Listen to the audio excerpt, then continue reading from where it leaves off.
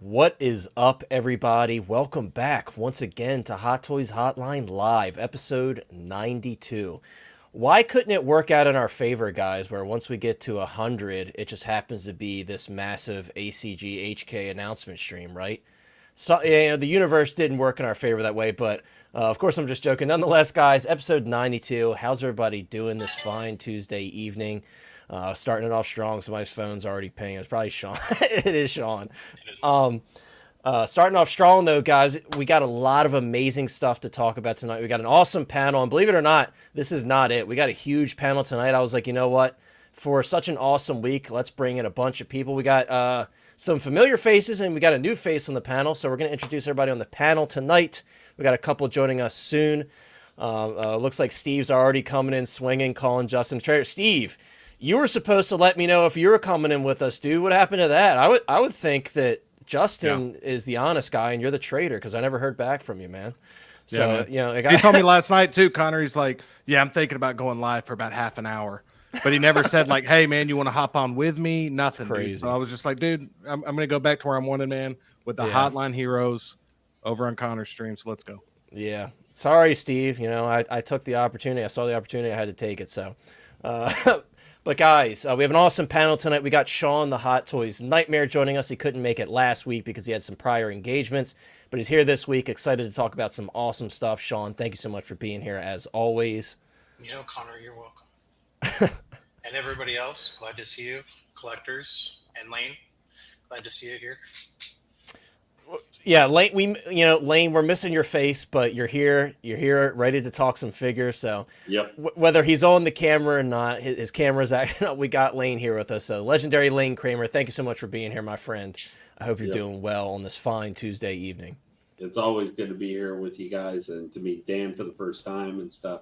And fun. You know how to make a good first impression by just making sure we were slightly able to see that certain Batmobile behind him to know, oh yeah, he definitely is trying to live up to his namesake. That's always important. I told Dan before the stream started, I'm like, dude, I was expecting you to show up in like a Batman cowl or something. You are DanTheBatFan. But, it's okay because maybe Michael hear us talking and Michael just show up in one of his. Well, I mean, Mike kind of got the sudden Insta cosplay. I don't know how he pulls it off. Market corner. I know he's got like a little like virtual like I don't know where he gets those masks from. They're not exactly like museum quality, but they always work. So yeah, he's pulling them from somewhere. But thanks for being here, Lane and Dan. Welcome to the stream, dude. We've been chatting on Instagram for a while now. I feel like whenever Mars Toys teases or talks about something or anything new from Hot Toys, especially DC related, we're always chatting about it because you and I share the love for the best superhero, which is Batman. And there's no disputing that, right, Dan? I think we could both agree on that. There's no disputing that. I'm saying that now before Collecting Madness Chris gets here because he's a Superman guy. So before he can defend himself, we'll be well beyond this topic, so he won't be here to defend Superman. So, but Dan, thank you so much for being here. It's awesome to have you here. And I appreciate you with such a time difference, making the time I guess, early in the morning for you being here with us. So thank you so much for hanging out with us tonight. And I'm excited to hear your thoughts on everything because a lot of this we haven't talked about. And that's always a good thing. I feel like Lane and I and Justin, Steve, we always talk about this stuff because we just can't wait. But it's always nice when I don't know what your opinion is going to be. So thank you so much for being here, Dan. I very much appreciate it. Justin, it's great to have you back, dude. And there's Lane's Lane. Your Discord's still going off. We'll get it figured out. But Justin, thanks so much for being here, dude. I know you were super excited for this stuff because like the moment it went up, you're like, dude, if you need a panel member to talk about that Black Widow, I'm here, man. Because we've been begging and begging for that Black Widow for months and months now. So you were one of the first people I thought of when that went up, and I'm like, dude, I'm so hyped. So it's really awesome to have you here because I know there's a lot of stuff from this week that definitely has caught your eye. So I'm interested to hear your thoughts, and there's a little bit of everything for everybody this week. Yeah, man, I'm excited, dude. Yeah, and whether it's the stuff from Hot Toys or the InArt Michael Jackson, I don't know why they decided to drop that at this time. They could have postponed it a week, but they just said, "Screw it, man, we're going for it." So yeah, man, we're getting so much stuff, dude. We're even getting a a Bloodsport figure from Caustic Plastic, Yeah. I believe. I mean, that's one I'm keeping my eye on. That's an easy day one for me. So again, man, Hot Toys is killing it, no question. With this announcement, they all gave it to us at once, so it kind of took over the news cycle.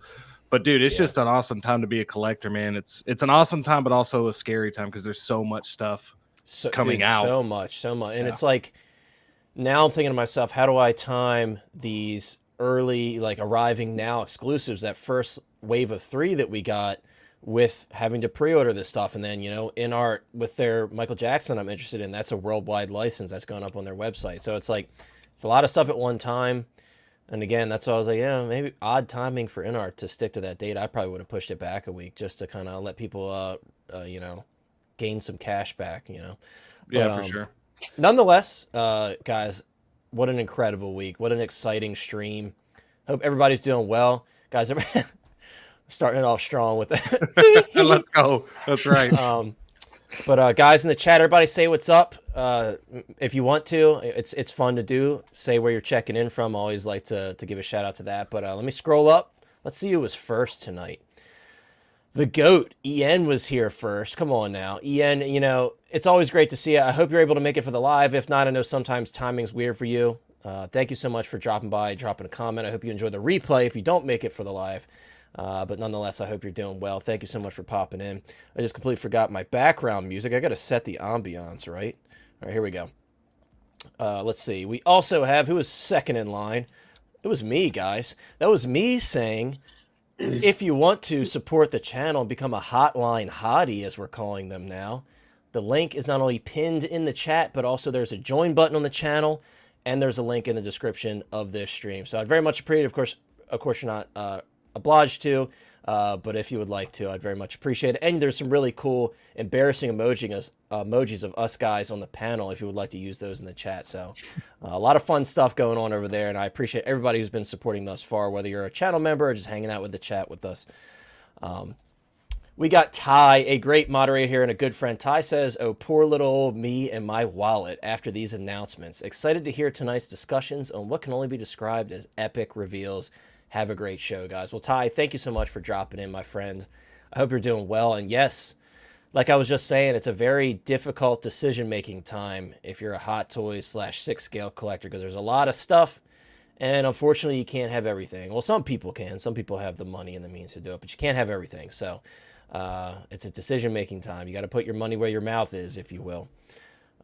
We got the collector in the house. What's up, bro? I hope you're doing well. Thanks for dropping in. Your iconic popcorn emoji, fitting because that we got Michael Jackson coming on pre-order tomorrow, and that Michael Jackson eating the popcorn gif is the best Michael Jackson gif. So I hope you're doing well, bro. Thank you so much for dropping in. We got Kenny Lang. What's up, Kenny? I hope you're doing well. Kenny says, fresh out of work. I think Kenny was actually the one saying that without seeing Lane's face, it could just be a voice box. I guess like an AI type thing. Yeah, he said, I need proof this is actually Lane. It could be a voice machine. You just have to take our word for it, dude. Lane's having technical difficulties. Not an automated voicing machine. It'll be in the middle of the stream, and he'll be like touching wires together, and we'll hear like everything turns on and his mic pops on. That's what's gonna happen. You never know. Let's see. Who else we got? We got the GOAT, 12-inch Moose stream. What's up, Moose? Moose says, hello, community of collectors. Imperial Commando arrives tomorrow. Well, congratulations. Perfect timing because, Scorch, he's right around the corner. So thank you so much for being here. A good friend and a channel member. I hope you're doing well, my friend. Another massive Batman fan. One of the biggest Batman fans you'll ever meet. So I hope you're doing well, Moose. Thanks so much for being here. We got Dragon Warrior Reviews in the chat. Dragon Warrior Reviews says, hi, everyone. What's up, Dragon? I think we talked about this earlier. I think that's the Fugitive Predator helmet. I always forget. I think that's Fugitive Predator. Yep. I could be wrong, but I think it is. I was talking to somebody about the Fugitive Predator the other day. It's such a cool look. That Predator is such a cool looking Predator. Like, I like his biomask and everything, but he did like nothing in the movie. But he has such a huge fan base. It's crazy. They even did like a full-size bust of him. People are spending thousands of dollars on a bust of him. Prime one. Yeah. And you can even get like the bladed wrist gauntlet and the other piece to go with, which is really cool. We got Evil Sneaker in the house. We were kind of teasing him earlier. A long lost panel member, if you will. I'm just joking. What's up, Steve? Steve is a great friend and a channel member. Steve says, what's up, guys? Awesome panel. And I'm reading this again for the second time just to throw the salt in the room. He says, and a traitor. He's talking about, you know, from my view, evil sneaker is evil. I should say my point of view. I just misquoted. What's wild about it too, Connor, is that, you know, he comes in, he says his comments, he leaves. See, he wants us to continue since he's not on the panel, dude. He wants he wants to take over the stream. It's sad, dude. It really is. It really is. And then there he is. You know, Chris, I didn't even know if you've been sitting there, dude. I didn't see a message from you, nothing. I literally just saw you, so I hope I didn't have you sitting there forever. I literally just saw you.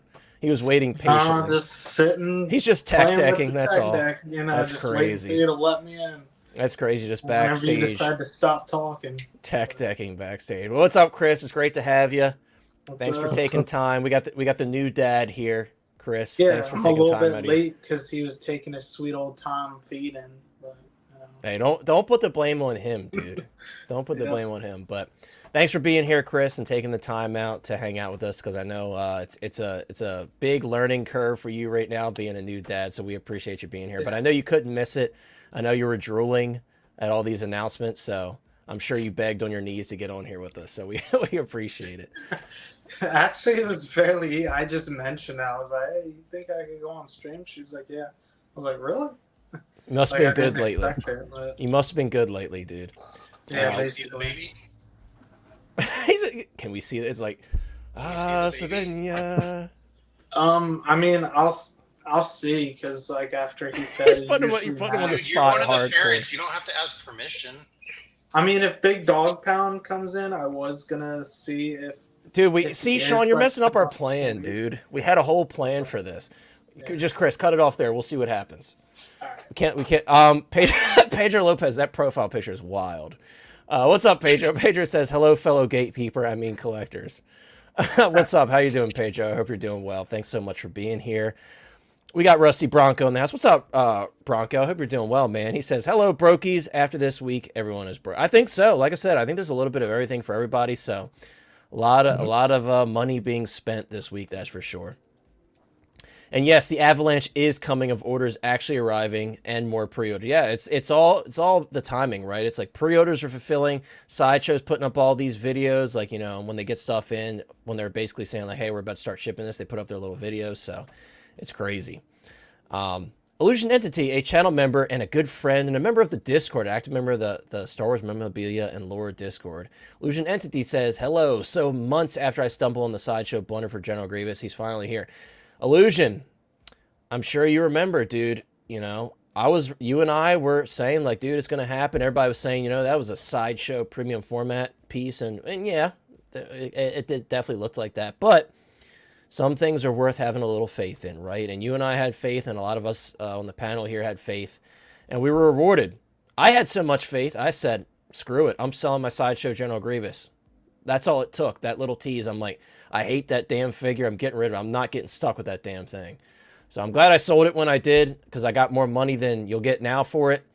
And here we are. So I cannot wait to talk about that General Grievous. I'm really someone have to sell it on a BSC for $110 the other day. Yeah, that was the guy below me, I think I think that was Chris. But yes, and more beautiful than I can ever imagine. We ate great this week, boys and girls. Yes, we did. That General Grievous has covered all stops, really. I mean, I can't wait to talk about that one. And I'm not starting the stream with that because we have to salivate over it a little bit and savor it, and then we'll get to the General Grievous. But yeah, thanks for being here, dude. And I am very, very excited for that General Grievous. I cannot wait. We got Gio in the house. It's Gio. It's funny. I've been talking to Dan on Instagram for a while, and I asked him before the stream started. I was like, "Is this your first time streaming?" He's like, "Oh no, I've been on Gio's channel a few times." And I was like, "Don't know how I missed you because I tune into you all the time." So I told him what it probably was. A lot of times I have you and Steve pulled up on the same tabs when I'm able to catch your guys' streams because you guys both stream around the same time. So it's probably just, you know, just went right over my head. But Gio, thank you so much for being here, bro. A channel member and a good friend. Gio says, "Hello, collectors. Who is ready for all the massive announcements?" I think we're all ready. I kind of wish we could like trade places with like the Scorch and the Joker and say, give us the General Grievous right now, or give us the Black Widow right now. I would trade that for now. I'd take those other ones later, but wishful thinking, right? Let's see. Sorry guys, I'm just scrolling through all the comments. As always, if I miss you, comment throughout the stream and I will do my best to catch it when I can. We got, sorry if I'm mispronouncing this. We have Leo Naranjo. Leo says, what's up, everyone? Does this Vader open the door for redeemed Vader white or Vader in the back to tank? Dude, it's so funny you mentioned that, Leo, because our boy Steve over here, him and I were having this conversation a couple weeks ago. I was like, dude, what if they did a redeemed Vader? Would you buy it? And he was like, no, I wouldn't. And Steve was like, dude, I think I'm done with Darth Vaders. I don't think I'll grab it anymore. I was like, really? Like, even if they did something like crazy? He's like, probably not. And then, you know, Hot Toys said, what was that, Steve? What did you say, Evil Steven? I got something for you.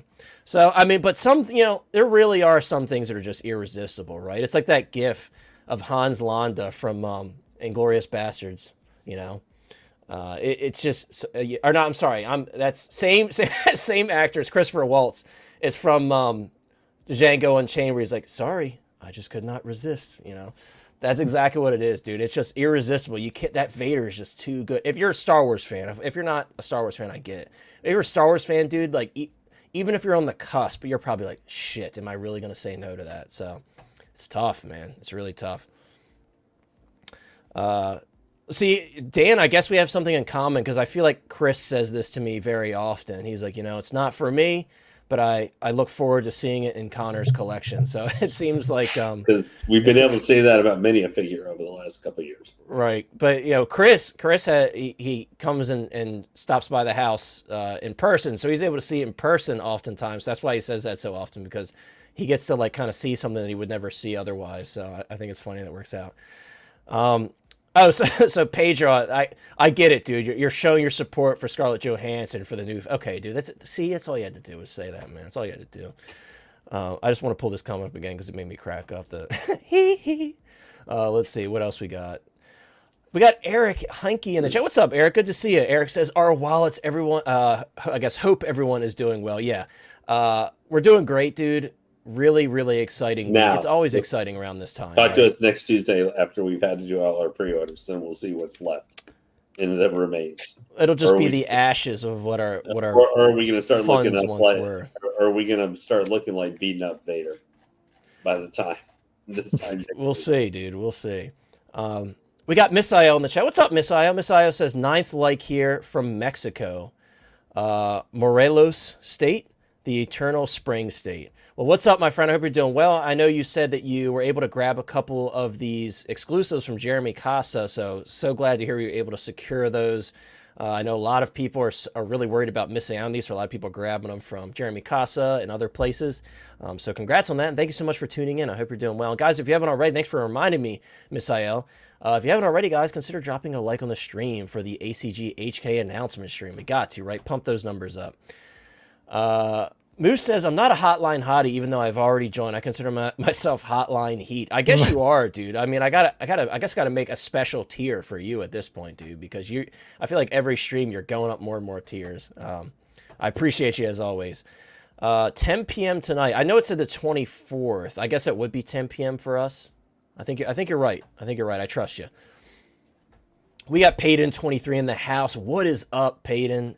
A channel member, a moderator, and a good friend. Peyton, it says, good evening, everyone, dropping the box sniffer emoji, the angry Chris emoji, all of the emojis. We got to add more, guys. The more members we get, the more emojis we can get added there, because there is a limit depending on how many channel members you have. So the more channel members we get, the more emojis I can add, and the goofier ones we can add. So I have one of Mike saved up, actually.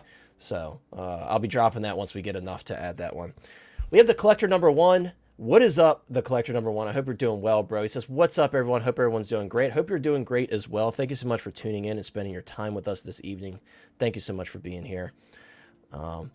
We got Ryan Stadler in the chat, and I love the profile picture, dude, with the, I guess those are the Black Series helmets. That's really dope. Hope you're doing well, Ryan. Thank you so much for stopping by with us. And yes, Justin spreading the hype, dude. Justin says, appreciate everyone being here. Let's go. Hit that like button. Sorry for all the caps. Don't apologize for the caps, dude. You got to get the chat hyped up. That's your job. I feel like you're Yeah, it's all caps tonight, man. It's an all caps kind of night. Right. So, yeah, don't apologize at all for the caps. Yeah, well, if there's any point you're going to do it, it's because you're not in the last, 5 days, you're not going to get as hyped up for the amount of stuff you're getting. Right, this is the time to scream, dude. This is the time to scream. Steve says, no, I wouldn't buy the Redeem Vader. This battle damage one is coming home. See, dude, I told you, Steve. I told you. When Steve and I were talking about it, I swear to you guys, I was like, I was basically like, we'll see. You know, we'll see what happens, because all it takes is Hot Toys to do something crazy like that Vader, man. Let's see. We got a couple, you guys are crazy, man. Moose, thank you so much, bro. I appreciate you, man. A member for 7 months. Thank you so much, Moose. You are too kind. You are too generous, my friend. Thank you so much. I appreciate you as always. Moose says, I pre-ordered Deadpool, the Deadpool exclusive first batch. Oh, yeah, that's right. We did talk about that. Moose actually messaged me the other day. Congrats on that, by the way, because, you know, if you guys don't know, Moose is the biggest Deadpool fan. On Facebook, I love he has like a full like Deadpool ensemble that he wears, and it cracks me up every time. He's just a bundle of joy. So Moose, thank you so much, bro. I cannot wait to hear your thoughts on Deadpool and Wolverine. Really excited to talk about that over on Brick Artemis's channel. Can't wait to have that stream with those boys, but going to be such an awesome, fun time seeing Deadpool. I've seen some early reviews, and they're really good. They're really good. So I will say that for for having to order some of the batches or other stuff, for some of the announcement stuff for Hong Kong, if you're looking at that, I know one channel that as a reseller does that. I did find it kind of funny is that one of the cheaper figures to be able to get of all the Artisan and other ones announced was actually going to be Grievous, because you had to put the least amount towards him, and I was like, his price point is probably with shipping going to be about the same if you buy it from Sideshow.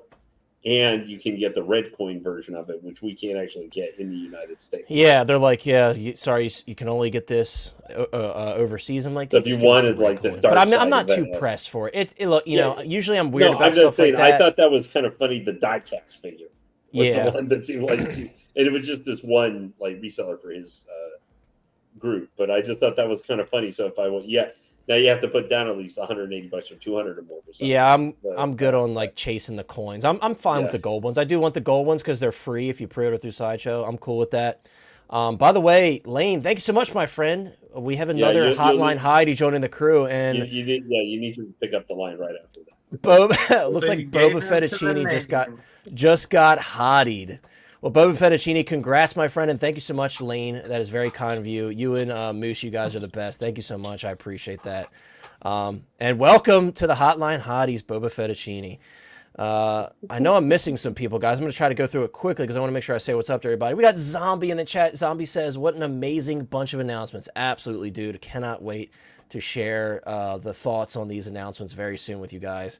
We got Ash Chase in the house. What's up, Ash Chase? Good to see you, my friend. Ash Chase says, what's up, plastic crackheads? I feel like that phrase, especially this week, because we're like, oh, when's it going up? When's it going up? I got to mark it in my calendar. I got to set an alarm. You know what I mean? That's us right now. So everybody's telling Gio to do something. What is Gio, like, on the cusp about the Vader? Come on, Gio. That's a must-have, dude. If we're talking about the Vader. What's up, Maximum Rex? Maximum Rex says a Vader in the meditation chamber would be fantastic. I agree. I totally agree. I mean, I know some people are probably like, can we chill on the Vaders? But I'm hoping for as many Vaders as possible. I would take him on the mechanical table, too, like where he's being built. Yeah, that would be cool. That would be really dope. Valkyrie Magnus. What's up, Valkyrie Magnus? Valkyrie Magnus says, good afternoon, guys. Well, I hope you're doing well, Valkyrie. Thank you so much for hanging out with us tonight. Let's see. We got Clinton Martin in the chat. What's up, Clinton? Clinton says, howdy, folks. I hope you're doing well, Clinton. Thank you so much for being here. I think that's pretty much everybody. As always, guys, if I missed you, I'll try to say what's up. Adam 12 is here, a channel member and a good friend. Adam says, between these announcements and getting noticed, my 2 Obi-Wans and Spider-Man Red and Blue are shipping. Yeah, it's a crazy time, dude. It's a lot of money we got to shell out. So, excuse me. I hope we got everybody, guys. As always, if I missed you, I tried to read them all, but I know everybody's like, it's time to talk about the figures. So let's get started, guys. If any more comments through Fettuccine, he just responded. There you go. Boba Fettuccine, congrats. And once again, thank you, Lane and Moose. You guys are too kind. But, guys, what a photo, right? I mean, if we think about, the past 4 or 5 years of Summer Showcase / ACG, HK, like the stuff that we've been getting, I got to be honest with you. For me, you know, aside from like the Artisan Anakin last year, I think this is probably the strongest in a long time. And what I mean by that is, when I look at this photo, I'm like, every single thing is an absolute banger. And perfect timing. Mike just made it in here. Perfect timing, just as we pulled up the photo. What's up, dude? What's up, guys? Can you hear me okay? Yeah, we Too can hear loud? you. All right. There's like a little bit of like a fan noise maybe, but Yeah, I'm your sorry. voice I'm is gonna fine. try to mute myself as often as I can. I'll That mute myself works. the entire show if you best. Yeah, It's you're great to just see sitting you here. guys. You're just sitting here like this the whole time. Yeah. We're like, Mike, nod if you like this. You're like, but no. Thank you so much for being here, dude. I'm glad you're able to make it in. As you can see, we have an incredible, massive panel tonight. I'm like, we might as well go all out, right? We got to at least try to match the amount of figures in this photo. At least, Dude, this right? is starting to look like the Beautiful. opening of the Brady Bunch right now, bro. It's getting I know, right? getting crazy, man. We're stretched all the way across the stream, just how we like it. Yeah, exactly. Pause. But guys, yeah, what an incredible drop here with all these different variety of characters and big characters too, right? This isn't a lot of like random side characters that no No one cares fillers. about, right? Like I could honestly say, looking at this photo, I don't see any filler here. Like this is all really cool stuff. You know, yeah, we have some redos, but I think they're justified redos. There's a lot to digest here with all of these. So, And we're short one. Yeah, we still don't right, know. yeah, we The have this last one. Wolverine. I know we're all really hoping that's a Logan from the Logan movie. I know we're all really hoping for that. I think we're all kind of on the same page with that one. I know some people are saying maybe it'll be like a brown suit from Deadpool and Wolverine, but obviously that's just like wishful thinking. The hair doesn't match Logan. Yeah, I'm He doesn't hoping. he doesn't have like the wings in that style in that movie. Yeah, I'm hoping that maybe it's just like a generic silhouette they use, but it probably honestly good is. point. It very well could be, though. It could be the figure, and they just kind of put this like graphic over it. So, yeah, that's a point that a There's lot of still people something are to look making. forward to because it's supposed to be. Actually, isn't it tomorrow? They're supposed to reveal this. 7/24. I think so. Yeah. So, I mean, that's what's neat about this kind of like we've got all these ones, but even we still got an unknown kind of too that still look forward to as well.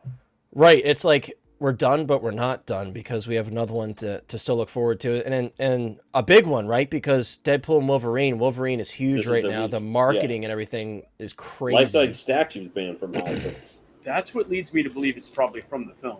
Yeah. Because they don't want to get ahead of it since it hasn't dropped yet. That is very true. That is very true. So we're gonna start off with one that me personally I'm not like hugely interested in, but I think it looks very good. And that's the Mark 42. I'll be honest with you guys. I always thought the Mark 42 was kind of ugly. I don't like how much gold is on it. It's like the Mark 43, but not as good. That's just my thought. And no disrespect to those that like it.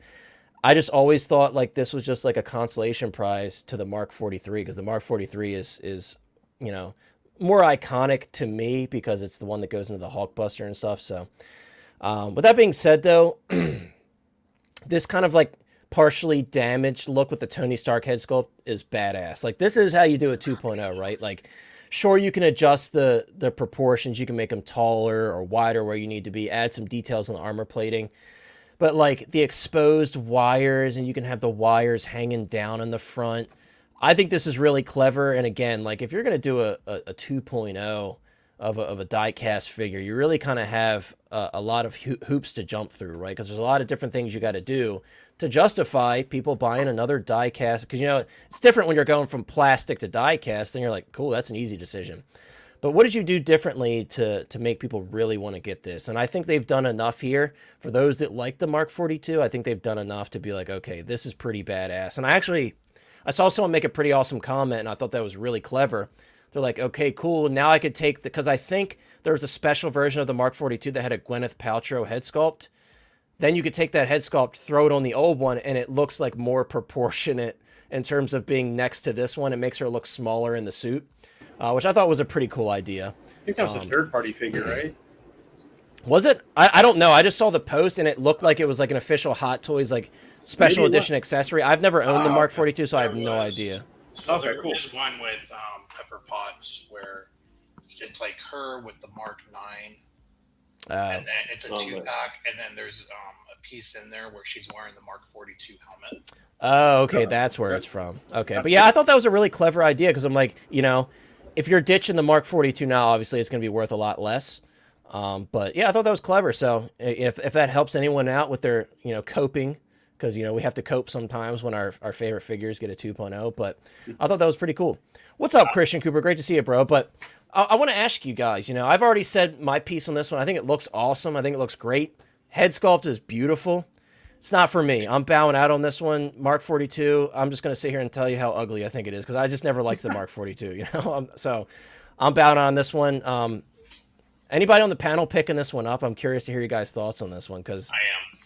I'm getting Sean, so you're a longtime Iron Man guy. So when you look at this one versus, and I know you did a really good detailed breakdown of the differences between like the Mark III and stuff. So like, what are your thoughts on this one? Do you have the existing Mark 42 in your collection?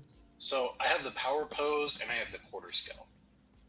At one time I did have the 1/6 diecast version, but I got rid of it a long time ago. But I'm really happy, like, with everything that comes with this now, even that, you know, special piece right there, but all the damaged parts and everything else.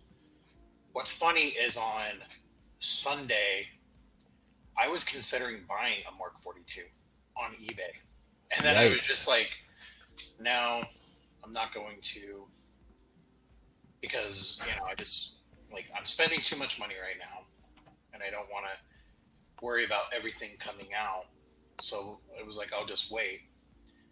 And then maybe 6 hours later, this is announced. You kind of dodged a bullet there. Yeah. But, no, overall, all the battle damage and everything else. So I want to get two. Just like one will be posed like this. Yeah, that is a sick look. Like if I had this, I would pose him like this. I just love like that. It's just more depth, right, than a typical like, hey, you got some battle damage. This is like some serious battle damage. Yeah, it is. Yeah, I mean, the head sculpt is good. It's better than what the Mark 6 showed us. I don't know what I don't know what just happened. Mike started to talk and he immediately got muted. Sean muted me, and he had a reaction. He was in the middle of making a point. Yeah. Continue on, Sean. I don't think Sean has the power to. He said, "Well, first of all, Sean muted me."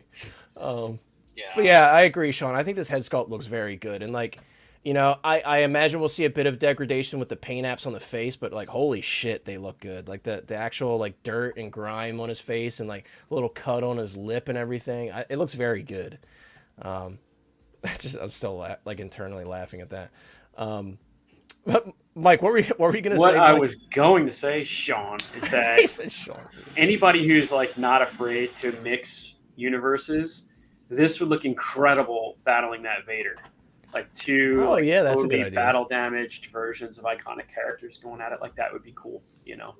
For the man who has it all, including his virginity, having these two fighting each other would be amazing. Yeah. That's actually a good idea. Go down the block and get those 40-year-old virgins and talk them into buying it. There you go. Rusty Bronco asked, will it fit in the Hulkbuster? No, so the Hulkbuster actually has like a specialized little bust of the Mark 43 that goes into it. So yeah, unless they make a new Hulkbuster, which someone actually mentioned that being a thing not long ago. I thought you could fit the Mark 43 in it. Like there's these little black things that come with it for leggings to cover the legs. Really? I thought it was like you can only have him kind of jumping out of it. I didn't think I mean, maybe I'm wrong. I didn't think he could fully fit inside of it. I thought it came with like a little bust, right? I mean, so who actually owns like the Hulkbuster that's messed around with that? Anybody in the chat, maybe? I own it, but I've never messed with it that way.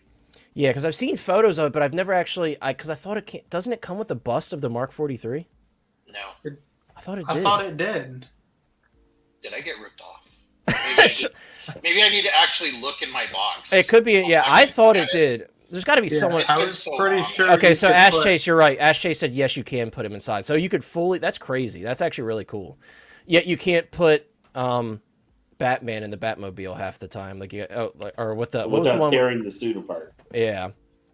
Like the whole thing. That's crazy. Okay, so Moose says, okay, so sorry guys, false information coming out of my mouth. I apologize. Did it come with a bust though, or am I crazy on that? And don't Chris is think now they came with the bust. Chris is now crazy as well because he agreed with me. Yeah, well, you know, I can still be wrong on the bust thing though. all you can say is crazy loves company. True. I gotta say, I really like the detail on this and everything, but I'm more in your thing. I do just kind of find it ugly, but it kind of fits for the battle damage being an ugly, like it's an emergency suit. Right. You know, the 42 really, like if something else gets damaged or something like that, it's, you know, kind of like Mark 5 in certain respects. Like that's an emergency. That's more true. advanced emergency suit. It's not supposed to be like the Mark 6, Mark 7, or Mark 50. It's like, you know, if the better Mark 43 gets damaged, this is the one that you like pull out of the Iron Man dumpster to throw on. But I'd just say, I mean, it's cool they're doing this, but if they're going to do something, I mean, I would just like, give me a Silver Centurion, man. That's what I want. I want Mark 32. Like that is maybe the only other one, 2.0-ish or whatever. Also, that was plastic. I just want a 32 of Silver Centurion really bad. But that's like one of my favorite suits. Well, you know what I want, Lane? I want a reissue. Actually, I want a 2.0 of the Ironmonger and diecast. That's what I want. Well, I would buy the Ironmonger too. Because that was just brought up by Clone Trooper, and it reminds me that I really want. What reminded me about Ironmonger the other day is because Queen just put out a Mark III where literally the entire base is basically a light up head, like Ironmonger, like on the ground being stepped on. Like it's literally the entire base, kind of like the Ironmonger, you know, with the Mark III. Right, where he can't actually stand on the base. But it's like a huge ass thing of that. And I was like, man, I would really just love that to be like a Hot Toy figure. Because I would want a quarter scale Ironmonger because I would hate to think how tall that thing would be or something. You know how big and massive. But like it reminded me of that. But this guy's really good. I think the accessory parts with this one are really cool. Yeah, like he comes with a lot of shit, right? Like for the deluxe version and stuff like that. To me, I think is totally the version to get for this. Even the battery, like that's clever. Like you know, like I said, if you're gonna do a 2.0 of something, like this is the way to do it. Do enough to where even if you're a collector of the previous one, you're like, okay, I can see. I'm just glad they did do a big stupid diorama base because that means you then have to get a 3 times the size box or something. Where we all knew they were doing 2.0 anyway. Yeah, the diecast ones are not safe because like they've all been different heights from the originals too. Yeah, I'm waiting for my Mark 7 to get reissued. That'll be any day now, and I'll cry about it. But then I'll buy the new one. That's gonna happen. I already thought they did that though. They did. They're you know the Mark 7. It hasn't been that long, but you know with them like I don't think, and I could be wrong. I don't think the Mark 7 is now up to snuff with the rest of them in terms of the proportions because it's been a bit since the Mark 7 came out. I'll take it, bro. Don't give me. But also, so Sean, you might want to check your box because they said it also does come with a little mini partial bust of the Mark 43. So you might actually have it in your box. I should have that displayed then. This new one won't fit. It's a bigger figure. I learned something from this. See, and being wrong, sometimes you're also partially right. And we were wrong, but we were also partially right. There's a little bust in your box somewhere. Or you got ripped off, like you said. You could have gotten ripped off. That's hot. I might have a bust in my box. All right. Flavio, what's up, dude? Right, we got to hit a big pause on that. What's up, Flavio? Great to see you, bro. Flavio says, what's going on, guys? Great panel. Hope all is well. Yeah, so, guys, I don't have much else to say about this one. I think it looks fantastic. Justin or Dan, like, are you guys kind of like, okay, you know, this isn't for me? Are you guys kind of in the same realm as me? I know, Justin, I know you're like me. You like the OG7 the most. Like, you're a big OG7 guy like me. So I imagine this one's probably not in your wheelhouse either, but... No, I'm not. I mean, I have... The thing I'm going to try to do to keep me from getting too many Iron Man is, like, I've already got the Mark III, so that I wanted that one because it's, like, just iconic to me. But I just want to collect what's from the first Avengers movie. So I'm getting like the Mark 7 and I'll also get the suit up. Yeah. I know that I'm going to be here a year later and I'm going to like not be doing that anymore. I'm going to have more stuff, but this one's one I feel pretty easily pass for me. Yeah. This is one of my least favorite suits. I still think the figure looks incredible. Like it looks fantastic. The head sculpt's great. I'm not crazy about the sculpted hair for some reason. I'm not saying there's anything wrong with it, but there's just something off about it to me. I don't know why I think that, but every time I see it, I'm not a fan of it. But, the head sculpt is incredible, man. And you're going to hear me say this on every figure. Like the sculpt work that Hot Toys is doing lately with the facial aging and the battle damage. Like you said, that cut on the lip, dude, like stuff like that, that's really selling a performance. Like that picture on the right just sells a performance to me. And I'm just, that alone is like, the deluxe on this is the way to go for sure, because you kind of want to recreate that. I remember the Iron Man 3 poster had that pose where he's got the arm, you know, and he's like, you know, it's got the stuff behind him where he's, you know, his house is getting attacked or whatever. But yeah, I mean, I'm happy for people that are getting this with everything we got coming out. I still think it looks awesome, but yeah, it's a pass for me. Yeah, I mean, basically took the words out of my mouth. That's how I feel about it too. Like it's very well executed, but I'm happy that it's finally an Iron Man that I could say no to, because a lot of the recent Iron Man figures, I'm like, damn, that's pretty cool. Oh, that's pretty cool. And what's up, Yomo? Great to see you, bro. I hope you're doing well. Yeah, I could see that, Valkyrie. You know, the head sculpt, I could see a lot of good uses for this one. Even like an alternate universe like Mark 85, where he's not quite as damaged, but he's still damaged. That could work too if you have like the cleaner version. Who knows? Dan, I guess this is a pass for you as well. It's not Batman, dude, so we gotta get this. Dan, do you collect, like, I've never like looked deep into your collection. I know you've done some like YouTube shorts and stuff. How are you with Marvel? Are you more like selective with Marvel? Like you're like only certain things gotta wow you and then you'll pick it up, or how does Marvel work in your collection? Yeah, I don't collect Marvel at all. For me, it's just Star Wars and DC stuff. And I said it on other streams before, like the last Marvel movie I watched was like Age of Ultron. Oh, dude, you're way behind, man. Yeah. Damn, dude. I respect that in a way. Yeah, though. hey, I look. respect that. What I could say is you're kind of taking the same route as me with Lord of the Rings. If I don't watch it, I won't have any temptation to buy the stuff, because I'm like, I don't know who this guy is, so I don't need to buy it, right? Man, I That's would the same love with to me. live through like Infinity War and Endgame again, like without seeing them and stuff. Yeah, maybe one day you'll be like, huh, what's this Infinity War all about? And you get to watch that. Wait a minute, guys. You got to pay attention to the words that he just used. The last Marvel movie he watched was Age of Ultron.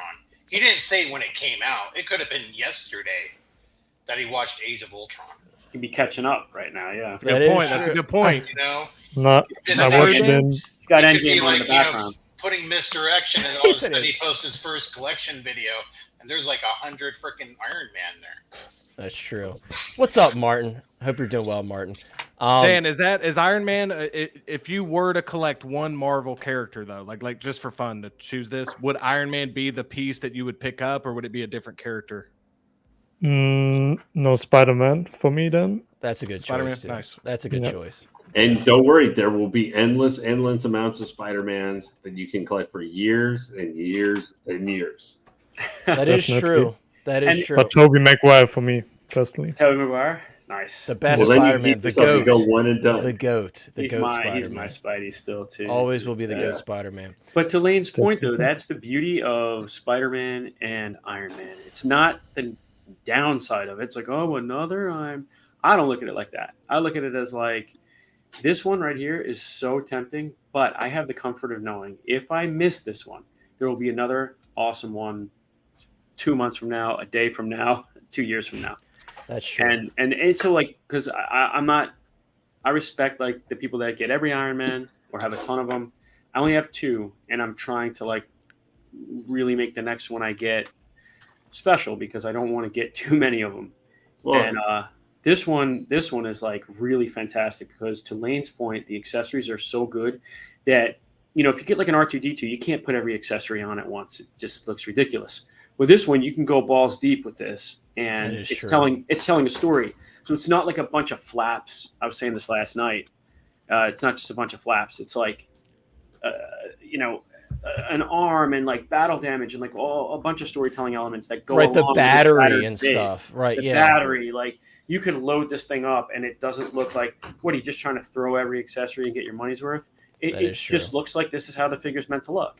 And I Well, I the battle appreciate that. damaged, I really like on this, Connor, because it's like that extremist, like it's almost like the melted version. It's not just Dude, like yeah, like scuffs look and at the stuff. scorch marks here. On Yeah, the, so I really That's like good like point, Mike was yeah. saying with telling a story, it like kind of takes you back to that scene where he's almost having to recreate his whole suit, like, you know, and it's like Christmas time. So there is that appeal to it for sure, and it's a great piece, man. It's just like we were saying, Connor, like it's one that I'm okay passing on, and if I want to get it down the line, there'll be opportunities for it. Dude, for and Justin, I feel good saying that because, like I said, these Iron Man figures lately, like you know, the black and gold one, I'm like, why do I need it? Because it looks fucking cool, and I love the Mark 7. So that happens to me all the time, and I'm trying to stop myself. I'm not doing a good job at it, but with this one, I'm like, you know, it looks so dang cool. Even one of my like close buddies, my local buddies, he texted me. He's like, I'm really considering that Mark 42, and I'm like, just stop, dude. I don't need the temptation. But no, for real, like, I'm happy to pass on this one. I agree, though. It looks fantastic. I like what Mike was saying about like the storytelling aspect of it. And you could kind of see that in the photos, too. You could see some film stills where they definitely like kind of took inspiration from those for the poses. It's awesome. It's not for me, but happy for everyone that got their 2.0. I know a lot of people really like the Mark 42. So and this is kind of part of what the nice is. I know we complain about too many Spider-Mans, too many Iron Mans, but at the same time with characters, if you do want to collect multiples of something like this, there are, like you said, you have the option of versions you can patch. Like, I don't know. I'm just going to use not the figure is really good. Like, say, She-Hulk. The She-Hulk figure is amazing, but you might not love the outfit, or you might have not liked the original source material, the show that it was from. But there's a good chance there's never going to be another She-Hulk figure because we might not. There's always a possibility we might not see her again show up. So it's either you get that or you get nothing, and then once they're gone, or maybe much more expensive, you know, there'll be plenty of Iron Mans, that's for sure. Yeah, but that's the flip side to where there are a lot of Iron Mans, yes, and you might get 2.0. You have more opportunity to get that figure. Where if a character really liked or something only has one appearance, but maybe you don't love the figure, or there was just you didn't like the movie or show or whatever it's on. But your only hope is then you got to wait if they show up again, and then will Hot Toys put the investment to do another one of that one-off figure? And what's interesting too, guys, real quickly, like, you know, I was saying this about stuff like the sequel trilogy would start, like whether you liked Iron Man 3 or not, like we're getting to that. We're removed enough from early MCU to where now the nostalgic factor is kicking in for collectors. So like, not only, you know what I'm saying? Like we're getting to that point where like that first 10 years, the you know, the Infinity War saga is now going through that cycle of like nostalgic collecting as well. It's getting to that point. Right. Like I look at my like Avengers Assemble, like Endgame / Infinity War display, and I'm just like, you know, like this. I remember seeing these movies. Right. I remember seeing these films for the first time in theaters, just being so hyped, just being like, it couldn't get any better than this, and it probably never will. But yeah, it's like it's awesome to see like figures still coming out for these films that were the building blocks of 10 years of great stuff. So yeah, really well said. I want to say what's up to Figurecraft though. What's up, Philly? Philly says, "What's up, fellas? What's up, chat? What's up, favorite Battle Damage Wolverine? How's the fam?" Like, yeah, we have our own personal. This is actually on the opposite end of me. That's actually what's in that announcement photo that's hidden behind the silhouette. So you already have them here. You heard it here first. But guys, we're gonna move on to our next figure. How about another joke, Murray? Yes, we're talking about the 2019 Joaquin Phoenix Joker, guys. And, I thought it was Jared Leto. No. The one we all desperately needed. I would have more damaged head sculpt. Right. So, guys, this one is very interesting, right? And I know a lot of people have asked me about it, and I'm going to share my thoughts on it. Because I am one of those crazy people that pre-ordered the 4-pack of the InArt Joker, Joaquin Phoenix Joker 4-pack. And a lot of the people that are kind of speculating on everything right now are really like, what the hell? Why did InArt say that you know, they could only make the 2-pack, you know, a bare minimum of $1,000, and it had to start there? And why was Hot Toys able to come in and sell just a single of the version that everybody wanted? And I wish I had this like prolific answer for you guys, but I don't. I don't know why we were told that, and now Hot Toys is here saying like, well, that was not true. You know, many things could have happened. Could it have been like, you know, Hot Toys has a better deal with WB, and WB was like, well, hey, you know, you guys have been a great you know, customer of ours for a long time, great partner, right? That's a better word, partner. Go ahead. You know, they gave him the go-ahead for it. I don't know, you know, so I can't just start throwing tomatoes at InArt without knowing all the back-end stuff. Also, I have an answer for us next week for that. okay, yeah. Well, I'm stay working on tuned that, then, guys, for an actually. official answer. But so, my thought on is, do I feel betrayed as a customer? I'm not really like, I wasn't like up in arms about it when I saw this. Would I have maybe not purchased the 4-pack if I knew Hot Toys was going to do one? That's very possible. I'm just indifferent about it, right? I'm not like angry, but I'm also at the same time, I can understand why people are like, well, that was kind of BS. Because, we were told that that's all they could do. But again, I don't know anything about licensing. I'll be the first person to tell you that. So I'm not going to pretend like I know the ins and outs of it. I don't know if like something changed and WB was like, well, actually, because I will say, I think like other companies, maybe was it Mafex that just announced the 2019 Joker. So maybe stuff changed with, I don't know. So I don't have an answer for it. Do I understand people's frustration? Absolutely. Because if you kind of like, even if you just got the 2-pack and you're like, that is such a stretch for me, but I really want this character in an officially licensed capacity, I can understand why you would be frustrated, especially after being told that you have to spend that amount of money because the licensor said that's the only way to do it. So Is I there a understand. lesson to be learned here, Connor, or no? Because for me, I learned a lesson, even though I didn't get burned by this, burned in quotes. Right. I learned a lesson of this. And for me, that lesson is, unless it's a character that is like my absolute favorite character and I cannot live without it, if it's a license that Hot Toys has, I'm not going to go with an art. That's the lesson like that I'm taking away from this. So if it's Harry Potter, if it's something that Lord of the Rings, something like that, sure, in art's on the table. But if it's Warner Brothers, DC stuff, like I pre-ordered that Superman, right? Right. I'm kind of like, do I really need the headache of overseas ordering, the expense of in-art, the delay in delivery, all that crap compared to the security and price offered by Hot Toys and Sideshow? For me, I'm thinking about just canceling that order. I got to be honest with you. I know that makes me sound like a fake collector or something like that, but I'm still waiting on my The Batman, and I'm pretty annoyed. And not that in-art owes me anything because I bought out of market. I understand that. Right. But it's just, to me, it's becoming like not worth it, especially in a situation like this. I think I would be kind of annoyed or maybe feel like I was sold a bill of goods. Although with licensing, it can often come down to one person, one stubborn dude in corporate that's like, I've made a decision that this character's too violent or this character's an incel, and we're only going to sell them in such and such market for such and such price. And that person loses his job 6 months later, and the whole thing is off the table again, or on the table now. So, it's just like these are people who make decisions, change their decisions, or lose their jobs. These aren't like set in stone corporate things that last forever. So that's something to keep in mind. Well, and I think also,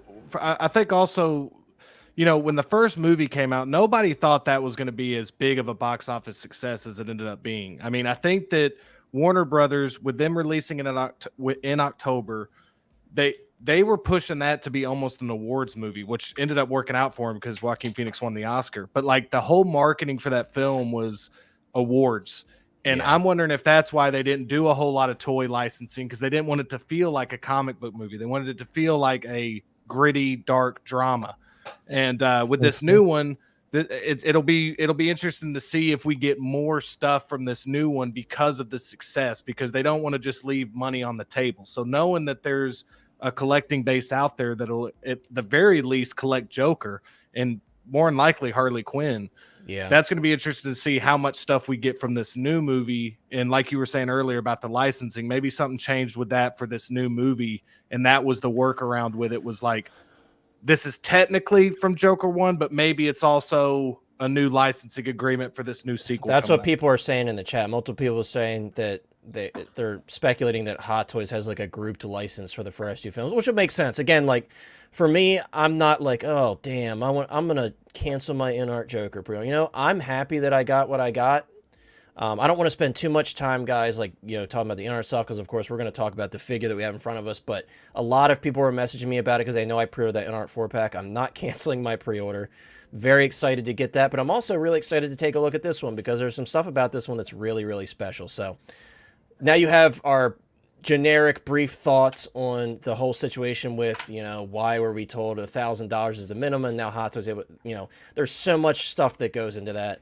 I don't have a proper answer for you, but I do understand why people are frustrated. But me personally, I kind of feel indifferent about it. It is what it is. But let's see. Rick Galindo says this Joker looks amazing. Too bad it's like 5 years too late. I mean, yeah. So yeah, this film did come out in 2019. So it's interesting that now everybody's pumping out figures for it. Kind of like a Prey situation. Prey, there was an issue with licensing for that, and it took a while to get feral predator figures out there from all companies. With that being said, if you really like the film, does it matter that much? Not really. I mean, we're begging for Terminator 2 stuff, and that film's been out for a long, long time. So it really doesn't matter in the grand scheme of things. If the way I see it is sometimes if maybe sitting on a film and then being like, okay, I don't want a figure from it anymore. Maybe you shouldn't get a figure from it to begin with. Maybe, we all get hype drunk sometimes with shows or movies and stuff. So maybe it was good that Hot Toys doesn't push stuff out day one. Deadpool, however, there's going to be an opportunity to get that day one, but I feel like we all kind of know that we like Deadpool at this point. The first two films, we've been able to enjoy them for years now, so I think whether people like the new film or not, they're still going to want a Deadpool in their collection, so that one's a pretty safe bet. But how I feel, sorry, that was long-winded, guys, how I feel about this Joker, I think he looks awesome. I think there's some things about this that I like more than the in-art, and then I could see looking at this that there's things that I like a lot more with the in-art piece. So I actually personally think that I like this head sculpt overall better than the one that's on the red coat version from in-art. I think there's more detail on the face. I think the paint, like the blue paint on the eyes, is more correct. I think the hairline looks a little bit better just here in these photos. Me personally, I prefer the head sculpt. I also kind of really like this display base here. I love that like on air sign at the top. If I could, yeah, that applause sign, the applause sign with the lights on it and everything. I think that's really cool. InArt did a similar, like more basic version of like the Murray Franklin show background. But Hot Toys, obviously, they had an opportunity to see what InArt did and said, all right, let's just one-up them just a little bit. So I think they did a nice job here. The base is really what's kind of compelling me to kind of consider getting this version too, because I just really like this base. What I will say, though, when you look at the tailoring on the InArt, I think the InArt tailoring blows this out of the water. It's just more realistic looking. It's more like close to the body. But with that being said, though, part of that conversation we're just having, you could get this for probably around $400, maybe $500 with taxes and shipping, versus having to spend $1,000 plus. So, if you're like a casual fan of the film and you want a figure of the character, it works out much more in your favor. So yeah, I think there's pluses and minuses to both. Also, this one has the seamless arms, which I think is really cool. The seamless wrists, I really do like that. I think that's a really nice touch. I think it looks fantastic, guys. And I think the rooted hair looks actually pretty excellent in these photos, at least. I dig it. I think he looks good. I don't have the sculpted version pulled up. Maybe towards like the end of the conversation, I'll pull that up. I will say the sculpted looks pretty good. A little bit on the chunkier side, if I'm being honest, but I still think it looks very good for those who want the sculpted version. But again, this is coming from somebody who has the InArt on pre-order. I might end up getting this one as well. I'm still torn, but I really like the base. And again, the head sculpt and the seamless wrists, I think they look really dope. So a really honestly, a very honest try from Hot Toys. I think it looks awesome. I do think this is, it's all funny to us as collectors, right? Maybe not as funny to these companies, but the competition is just great. I love this. In one hand, it's like, yeah, you're doing the same thing over and over again, but then it gives you options as collectors. Okay, now those who maybe couldn't justify spending the money on the InArt one can now get this because it's about half the price of what they were going to have to spend for that 2-pack from InArt. So I think it's a great option. I think it's a win-win for collectors. That's my thoughts on it. Not canceling the InArt, and I'm considering getting this one as well. So anyone else who would like to jump in, I would love to hear everybody else's thoughts on this. Chris, we'll jump to you, dude. What are your thoughts? Real quick, because I don't want this guy to cry, and it's kind of blind in here, and big dog pounds here, so we're gonna do it quick. Oh, look at that. Look little at my guy. little champion. He's got his little belt here. Big dog pound. What's up? Woo! Big dog pound's got to be asking himself, what you're gonna do when little madness runs wild on you. I think that was the quietest woo ever, just so he doesn't scare the baby. Yeah, The top. What is he? I was gonna say, what is he gonna do when the toddler world champ comes looking for you? And there's nothing like seeing a great, cute image of a baby and now talking about this Joaquin Phoenix Joker. This dark. Yeah, I know right? that. Yeah, this dark, very sad, violent, crazy. No, I'll make mine quick because I want to hear everybody else's thoughts on it. I don't have the other one pre-ordered, Connor. In fact, like I had to look back to remember if I remembered correctly what you got with the 2-pack and then what you got with the 4-pack. Right. I personally want the Subway Joker from InArt the most. And so for me to have to get the 4-pack to get that is a bit annoying for me. I mean, I get why they're doing it, but like that's the one I'd really want out of all the looks that he has. So for me, I'm picking this one up because I don't see even though the InArt one might be miles better, I can just get this one and be happy with this one. I don't have to worry about picking up a 4-pack or maybe going on eBay to get one that's that maybe somebody sells or whatever. Right. I think it looks really good, man. It's crazy that we're looking at like a $400 to $500 figure, and like this is the more budget friendly option of the two Joaquin Phoenix Jokers, right? Well, and something I forgot to mention is I briefly mentioned it. There's a sculpted version as well, so that is also a huge plus. Oh, good point. Right? Good point. Yeah, I feel like we're stuck in our rooted hair world because it's easy to do that, but there is a sculpted version as well. So it's like I in my conversation I should have been mentioning that price tag as well because that's probably going to be like around $300. So. Yeah. So you can but the base is incredible, man. The base on it, I love the base. I'm with you, Connor. Like, that's my favorite part of this whole thing. The one issue I do have with it is kind of what you have. Like, some of the tailoring, even though I have these fantastic Beast figures, those are the only ones I have that have like suits. The tailoring on those two figures are phenomenal. So I'm trusting Hot Toys is going to do a great job with it with the final product. I think but, so. And some of the pictures, like where he's dancing and he's kind of got like his head kicked back and stuff, it looks a little lifeless to me. There's not that performance in there that just looks kind of like he's doing the limbo a little bit for me. And so InArt, like I said, dude, InArts is going to be incredible when theirs decides to come out. I know a lot of people still waiting on other figures and stuff. That's a whole different conversation. But I do like the competition because I feel like that's just good for us as collectors and as consumers to have options and to we're probably going to get both companies' best foot forward knowing that there's a direct competition there. So, but yeah, I'm picking this one up, dude. That base is awesome, dude. I was really hyped when I saw that.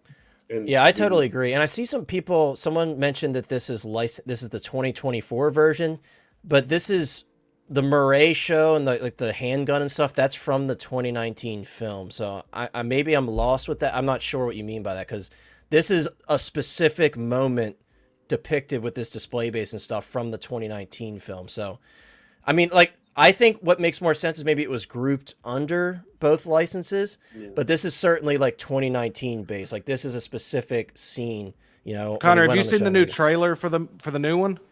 I have, yes. There's like that, and again, it's not the same, but I'm wondering if there's like a flashback or something because there's a scene with him and Harley. I guess, I guess you're right. I guess with a flashback scene, they could probably. That's a good point. They could group it that way. Like you said, maybe that was just a workaround for them to get. Yeah, maybe that was a way to get the license. That's true. Those flashbacks are tricky, dude, because they could definitely. Yeah, Clinton's saying the same thing. That's a great point, actually. Fair point. That's a fair point. Yeah. I think what he's trying to say though is that Hot Toys acquired the license for the Joker and the Joker 2. I think that's what he's trying to come across with. Okay. Is this numbered to 300? No, it's not going to be that limited. What is? Yeah, I was going to ask. What is supposed to be for the Artisan version of it? Because I know, like the Black Widow has just a ton of. Like, there's a ton of the Artisan. Hold on one second. For that, because that one's like sure. 6,000. Black Widow's 6,000 total. I know. I think we'll talk about the other ones when we get to them. No, I'm just wondering for this guy if he was since there's a Artisan and it is sculpted if they were kind of like the older ones. Yeah, so the rooted is, let me see, this is 4,000 pieces, so plenty of them to go around, in my opinion, when you have a sculpted version to accompany it. I think this one would probably be relatively easy, and I use that sparingly because I know people have internet issues and stuff, but for those who are like consistently going for these figures on Sideshow, I think it'll probably be fairly easy. By the way, I want to say what's up to our good friend and a moderator on the channel, X-Man Supreme. X-Man Supreme says, hotties assemble. Seriously, though, I just saw a killer review from Real Jax about Deadpool and Wolverine. This movie is going to be the best thing, trust me. I was actually just briefly saying that at the beginning of the stream. I saw some really awesome reviews, so I'm very, very hyped for it, and I know you are as well, my friend. Hey, X-Men Supreme just had his first YouTube night last night also. Yeah, he was over on the Bugle 6 with Brick Artemis. I thought it was really awesome to see him, and I'm glad I was able to make a little joke about Mike and get him to crack up laughing. Because literally it was just the timing. Mike had just gotten off the stream with them as I said what's up, and I was like, oh, cool, yeah, the moment I get here, Mike leaves. And dude, they were, especially X-Man, he was cracking up, so I thought that was funny. Philly makes a great point, too. This version is taking in space into consideration. I also like the diorama base. I do, too. I think it's awesome, and I think it's very DTOF-friendly from what I could see, which, you know, even though I don't have DTOFs, I like to consider most collectors have DTOFs, I feel like. I think that's like, you know... Or similar size. Right, or something similar, like the new Modu Space Monos or something like that. Philly, I did want to jump to you because I felt like there was a bit of a shock in your face when I said I preferred this sculpt over the in-art one, so I'm jumping to you, dude. I want to hear your thoughts on this figure, and if you want to share your thoughts on this versus the NR, what you like about this versus the other, very curious, because you are one of our resident DC guys, so I want to hear your thoughts on this one. What did I say, Philly? Yeah. Sorry, I'm talking about Philly. Dan, I was looking at you, Dan. That's what's Dan's I thought his name was Dan the Bat Fan. Dan's like looking around, he's like, is he looking at me? Sorry, Dan. Everything I just said, but it applies to you. Go. Okay. Yeah, I think I prefer the in-art head sculpt, and also the tailoring, like you said. I think is also superior, but I think the base is better on the Hot Toys version. I think it gives you more, especially for toy photography. You can do a lot with it. But yeah, me personally, I wasn't crazy for the movie. I think it was a solid movie, a good character take, but I haven't rewatched it since. I might do now with the second part coming out. But yeah, my Joker is Jake Nicholson. So I'm hoping for a 2.0 of that guy, and yeah, passing on this one. That's fair, yeah, and I'm right there with you, dude. I do think it's just an eventual thing. You know, Hot Toys is going to bust it out. They're not going to say no to that money, and you know they've been pretty fair with 89 Batman. We got the 2.0 coming very soon, hopefully of the Keaton, and then you know I just got my 89 Batmobile re-release. That's what I'll call that. Nice. So yeah, I'm really excited though. Anything 89, I'm all for it. So. Great point there with the 2.0. We need to see that of the Nicholson Joker, and in the meantime, at least Mars Toys is holding us over for now. Man, this one doesn't even feel like a Joker figure to me. As I know how like dumb that sounds, like because we're looking at a figure called the Joker, but like this is just such a this is almost could work just as a standalone, like because that's kind of what it is. It's kind of off in its own universe and stuff. I agree. So I'm kind of with Dan. Like I wasn't the biggest fan of the movie either. But I thought the performance was great, and it's a performance I really liked and thought that it's a cool look for the character. So that's why I'm picking it up. But yeah, I'm kind of with Dan on like my overall feelings about the movie itself. You know, I think the second one's actually could be a lot better. Yeah, I'm with you guys completely on this. I think this is just a movie about a psychological breakdown that has a Joker skin on it. I can't stand him as the Joker. I think it's horrible. I mean, this guy couldn't even pick a lock. I mean, he's a dummy. Things just happen to him. Things don't just happen to the Joker. The Joker is maniacal. He's got to be brilliant. He's got to stand up to Batman. And this Joker is a moron. And he's not going to get intelligent one day. He's already in his 40s. So it doesn't make any sense to me. I couldn't stand it. But good performance, good movie, horrible Batman Universe movie. Just one man's opinion. Cool looking figure, though. He's like, anyways. I agree. The entire concept of this is actually insulting. Damn, guys. Yeah, sorry I like the movie. Jeez. No, you didn't like the movie. I think the actor did an amazing job and everything else, and he deserved his award. Mm-hmm. But the entire idea of this is kind of insulting for frickin' the Joker's history. Totally agree with you. And it's insulting to Bruce Wayne and the Batman. If Thomas Wayne is a piece of shit, then Batman is avenging garbage people. and he's supposed to be avenging basically a saint. You know what I'm saying? And that's supposed to be your role model, your hero, your idol. And I cannot stand modern movies taking our heroes and crapping on them. And this is another example of that, because it undermines. Bruce is going to grow up thinking his dad is something he's not, and that bothers me. So anyway, there's a lot of little things about this film that I don't like. Anyway, I'm going to pass on the figure. Cool but, figure. Guys, we don't have time. We don't have time to dive in, but Well, I appreciate the passion, and I also want to say, for the record, Jeremy could have come on the stream with us, and he did not want to. Jeremy Costa from Plastic Hero Collectibles, and now he can't come on after he comes here with this blasphemy. His #1 favorite influencer is Collecting Madness. Don't talk about him like that. It's crazy, dude. Like, I send this guy all of the American snacks he could ever want, and he still doesn't care about me. It's just crazy, man. It's just total blasphemy. But what's up, Jeremy Costa from Plastic Hero Collectibles? Completely different way, though. Just because you believe that Collecting Madness there is an influencer, you may be the #1 YouTuber. That's true. That's true. You may be the #1 American. Thanks, Sean. That makes me feel better about it, man. Maybe he does like me.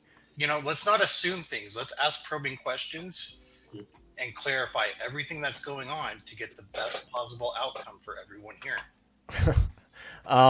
Cairo says he's just a Joker from a different universe. Yeah, I mean that's how I kind of look at it personally. But everybody has their own thoughts. Yeah, I think the figure looks cool, but like this is a figure I've been completely indifferent with, like all the versions, because it's a movie I've watched once, but it was such a depressing movie I never wanted to like watch it again. Practically, it's because it's just everybody seeing. It's one of those modern style movies where everybody is awful, like everybody's presented awful. You're awful, Beret. Yeah, which I know is supposed to be showing, hey, the world sucks. Dude, I love y'all. We know the I world love sucks. this movie, man. I just love his little mannerisms. I love the dancing. I love the movie. I love, I love Arthur Fleck and stuff. But I think, so like, for me, the movie just goes off because it kind of runs into itself where it's trying to be almost too like, hey, is this real? Is it all made up? Is the lies from this guy, the Joker, and he's like telling the story and he's just changing things to mess with people. Like if he was talking to Harley Quinn and basically messing with her head, telling her all this past stuff or whatever. Connor's thinking to himself right now, like, I just wanted to talk about the guy. I know, Lane's like, anyways, in the comics, cross-referenced. Yeah, no, but for the figure itself, I do think I really do like this is the sculpted one we're looking at. Yeah, I was gonna say, I mean, I like how it's okay. I like how it's slicked back, but it's got like the spaghetti noodle effect to it a little bit. I'm not a huge fan of that. Yeah, so I'm just looking at this right now as you were talking, and it just this is one of those like spaghetti noodle hair. No, it reminds me of the in-art Heath Ledger Joker, which I really didn't like that sculpted hair because it was really chunky looking. And I get like there's limitations with this type of hair, but I don't know, it's a little. It may be having it in hand, and you're not going to notice this as much. It's very similar to how the Heath Ledger in-art Joker hair is. It's just a little chunky. I was going to say I think that for this one that the Artisan with the actual rooted hair probably looks better. Yeah. I still think the entire figure, the entire package is really good for this one, but this guy is on. Now, I might have a different thing if I really like the sequel and they actually do like another, maybe a slightly different version of this Joker and a Lady Gaga Harley Quinn to actually have someone to put with him and everything. I think that could make a difference for picking up the figure too, where you got something. I want to see what she looks like. Whatever her main outfit ends up being, because we obviously don't know yet. I want to see that first because I love Margot Robbie's, I don't think she's going to be as cool because she probably, and I still don't have that Harley yet. That's a hole in my collection, but I'm waiting for that because I'm like, they're going to do an Artisan of that one. It's just too feels easy. like she has to be because just with enough nostalgia time where they've had time in between and stuff.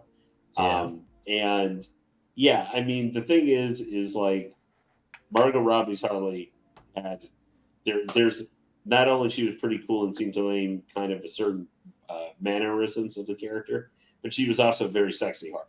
I don't think we're going to get that from Lady Gaga's version. Well, no, not way to put her down, dude. No, not for, I'm just saying. I think because of the way the world is and everything being presented, and I'm okay with that. I'm okay with a different take. The musical thing, I don't know how I feel about that yet. That's just like a completely different aspect where I'm like, I don't know. I could hate it. I don't dislike musicals. I know that some people are just like Willy Wonka, for example, the most recent one, that had a lot of music tied into it. It's very much like musical-esque, and a lot of people hated that.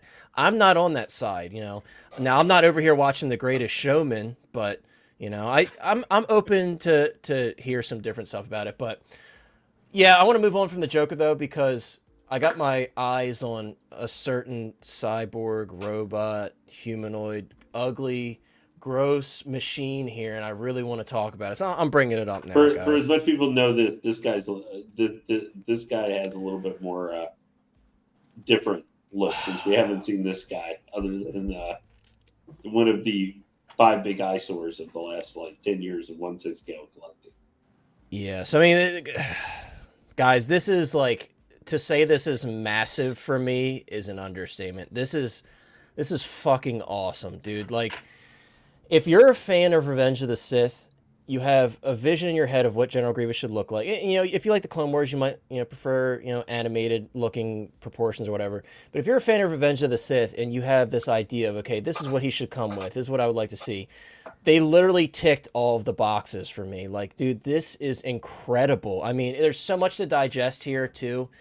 If you just take it at face value, you're like, oh, this General Grievous looks awesome, but you have to zoom in closer and you have to look at the details.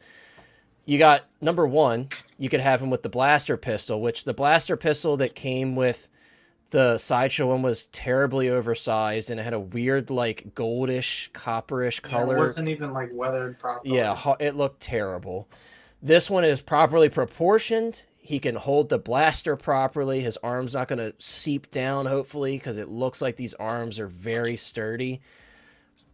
You can have him in that pose where he's got his cloak and he's pulling dude, there's just so much you could do with them. You've got cut off arm pieces here.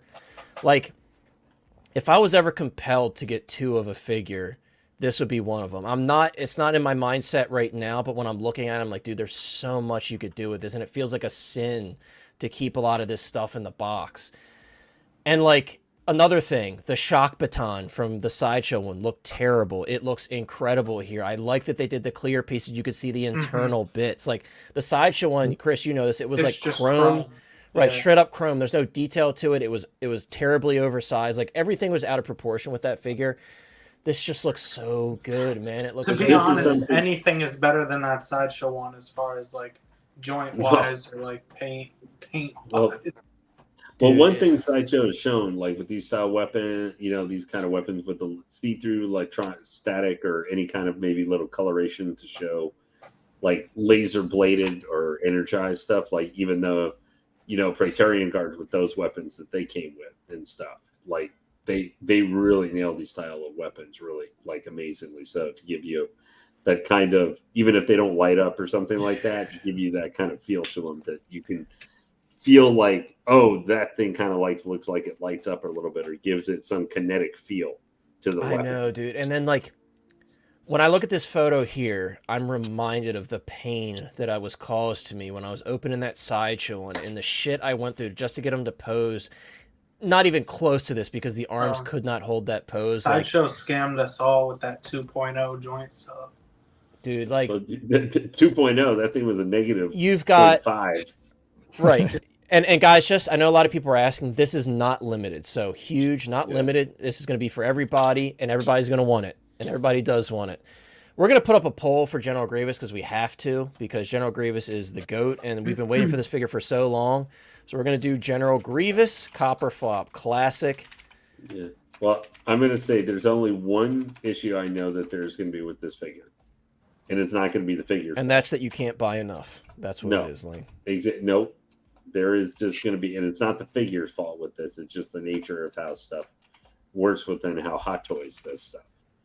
There's only going to be one problem where it's going to look, where if you had using all 4 or using the light up lightsabers with this thing, because of the stupid effing boxes, and you have to attach to the back, and you have to have them each coming, hooking around and plugging into the stupid lightsabers, there's going to be cords all over this guy that you can't hide. Well, so there's no rows. It's no different than what they did with Vader for the chest box. Just have multiple ports on it, and then if he has a cape on, I'm sure You could No, but I mean, make it you're look you're not somewhat really. But they're going to come decent. up and wrap it. You don't even have robe stuff to hide it in. I'm just. It's a I get minor it. thing. It's a minor thing with the figure. It's just the nature of how Hot Toys does this. Well, so that I it's mean, gonna a look CCFL terrible. Here- There's here's no the way it's not reality. gonna look bad. here's the reality of the situation, Lane. We don't have Bluetooth wireless charging lightsabers, and it's like even if you get like a, and that's not a dig at you. I'm just saying there's like a general, even like CCFLs, and Chris was about to say this. Even with those, you have wires. I feel like if you love a figure enough and you have a vision in your head, you'll take the time to do the best you can to hide those wires. Oh, I know. I'm just saying this is, like I said, it's not a figure's fault. It's the nature of how Right. Hot Toys and stuff that it's not going to look great. I with feel all like that stuff all over it. Yeah, I feel like there's going to be a way to hide. Like Chris said, if you have the cape, or even if you don't have the cape, look how like wide that torso is. You'll be able to hide it somehow. You could But I mean, intertwine the wires cabling in coming the around arms. and stuff. Like, there's just no way you can hide it. You'd be surprised, dude. I mean, it's not going to be 100% hidden, but if you could like kind of intertwine it in those arms underneath and like Shot run of it behind the back. like off him, like he almost like threw it off, and the cape is like on the ground, but it looks Yeah. like it's wired. Yeah. You can sort of have him tuck. You can figure out a way to tuck everything into that. Yeah, he's got like that hooks cape for on his the shoulder. shoulder. You know what I'm saying? I don't Yeah, know. and Lane, I understand your point, and the average collector but- will probably not take that time to do that. But it is, I think it will be possible, and I'm just glad that they said, here's 4 USB powered sabers, because that is huge for this figure. I still think I'm just speaking for. I just know it's not going to look, because I hate how all the lightsabers look on just with the one for the individual Jedi. Like, I Right. hate how they look. That's why I don't use them. I can't stand it. Yeah. But that's just me. But like I said, that's just if you use those too. I mean, that's why they include ones with and without. So My mace window, Yeah. you can't see it all. Like I took the robes completely. Everything is like threaded through the. yeah, I know, but a lot of people aren't going to do that. And I agree. There's casual collectors will just be like, well, shit, this is too hard. But I want to say real quick, I want to say big what's up, and shout out to Beskar Kid. Thanks for sharing the stream earlier, man. I appreciate you. And yeah, Beskar, all I could hear when I saw that shock staff is those crazy noises that the shock staff makes. That's all, and I'm in my head. I'm like, I'm one of the Magna Guards. Magna Guard, yeah. I love the Magna Obi-Wan Guards. cut off We the do head. need those. We do need, if you're going to Dude. droidkas, you got to do a Magna Guard. I know. Like, if we have General Grievous flanked by those big, dumb, idiot Magna Guards, I'd be so happy, dude. They were the dumbest With their- droids we've ever seen, With, right? with They their were so big ass stupid. capes that don't do anything, and you're like, why Right. is the droid wearing a cape? And then Anakin and Obi-Wan just tore him down like butter. But I love them all the Which same. is- Like, made it more Yeah, would it hilarious be- because you're like, hey, would it be there are cool- things that can fight a Jedi. Would it be cool if they came with like a diorama, the thing that landed on him from like what Obi brought down on him? And, like, Yeah, The hanger. yeah, the pieces of hanger. them? Yeah, that would Yeah. be cool. I don't know, dude. And everybody, a lot of people are talking about pricing. I don't. Someone might be able to chime in. I know Hong Kong resellers and stuff have put this up. Jeremy, if you're still in the chat, you $380. can tell us what you're charging. 380-ish. Okay. I mean, Which is Which not I mean, had it like, pulled up. what In do we Hong pay for the Kong, Sideshow 2.0? 2380. So 4,300. 290. So that's about 304.79 USD plus sideshow tax shit. You're like And shipping. 365. Right, but we paid, like Sean said, like $280 for the Sideshow one, and that was a literal like legal scam. Let's be real. Yeah. Like, No diecast too. right, no diecast. Like, I've said this before on stream. No plastic. I've never been so frustrated posing something that I wanted to return it. Like, it took everything in me to keep that figure It when I took me first got half it. an hour. Dude, I was so mad. And when I saw that little base, dude, I was like, get the fuck out of my face. When I saw that I hate base, that base too. dude, I was so pissed. If you think probably 380 to 400 probably would be a approximate price for this guy, I think that with the pieces and the four, you're getting 4 light up lightsabers and also 4 regular lightsabers. I think 380 to 400, like that would be a steely price. Like that would be. Oh yeah, perfectly and there's a fine. considerable, and we'll look at the little diagram here because I love that they've started to do that because that puts it in perspective for you when you can't actually see where the diecast is. I love that they've done this because that's a considerable amount of diecast, and it's in my opinion, all the areas where it needs to be for structural integrity. So I was really happy to see this, even in the neck joint, which is one of my concerns with the Sideshow one. That neck joint was sketchy, super sketchy. So Can this I, is. Go ahead. No, finish what you were saying. Oh, I was just gonna say I'm very glad to see this, and look at all the die casts in the legs, man. Like Yeah. the You need it whole for this big guy. exactly the whole structure of the leg is metal. The joints on the elbows very important to hold a pose and to not like break over time. Die cast, neck joint, die cast. Even at the feet, that little joint that because these feet are much cooler because they have individual like moving sections of clawed feet portions. Like the sideshow one was really like goofy. It had that I like how stupid they've little done their peg. hands. So. Now, one question I have: do you guys think? Because like looking at this is one thing I wanted to ask you guys. The one concern I maybe have with just the arms, do you think they might be a max 90-degree joint, like single jointed possibly, just because of the nature? I mean, let's take a look at some of the poses he's in and see. I mean, that's a 90 right there. I wouldn't complain with this guy if he only went up to 90. I mean, I honestly, would find that's a good point, Lane. I don't know. But at the same time, I don't really think you really need to go beyond that. Yeah. No, I think it for the design, like this guy has got to be one of the most annoying designs. Dude, like to actually take what was a totally CGI thing, Dude, go back and make it keep into going forward again. I'm sorry. This way? Or the other way? Yeah, go back the other way you were going. Okay. Right there, I think. You passed it.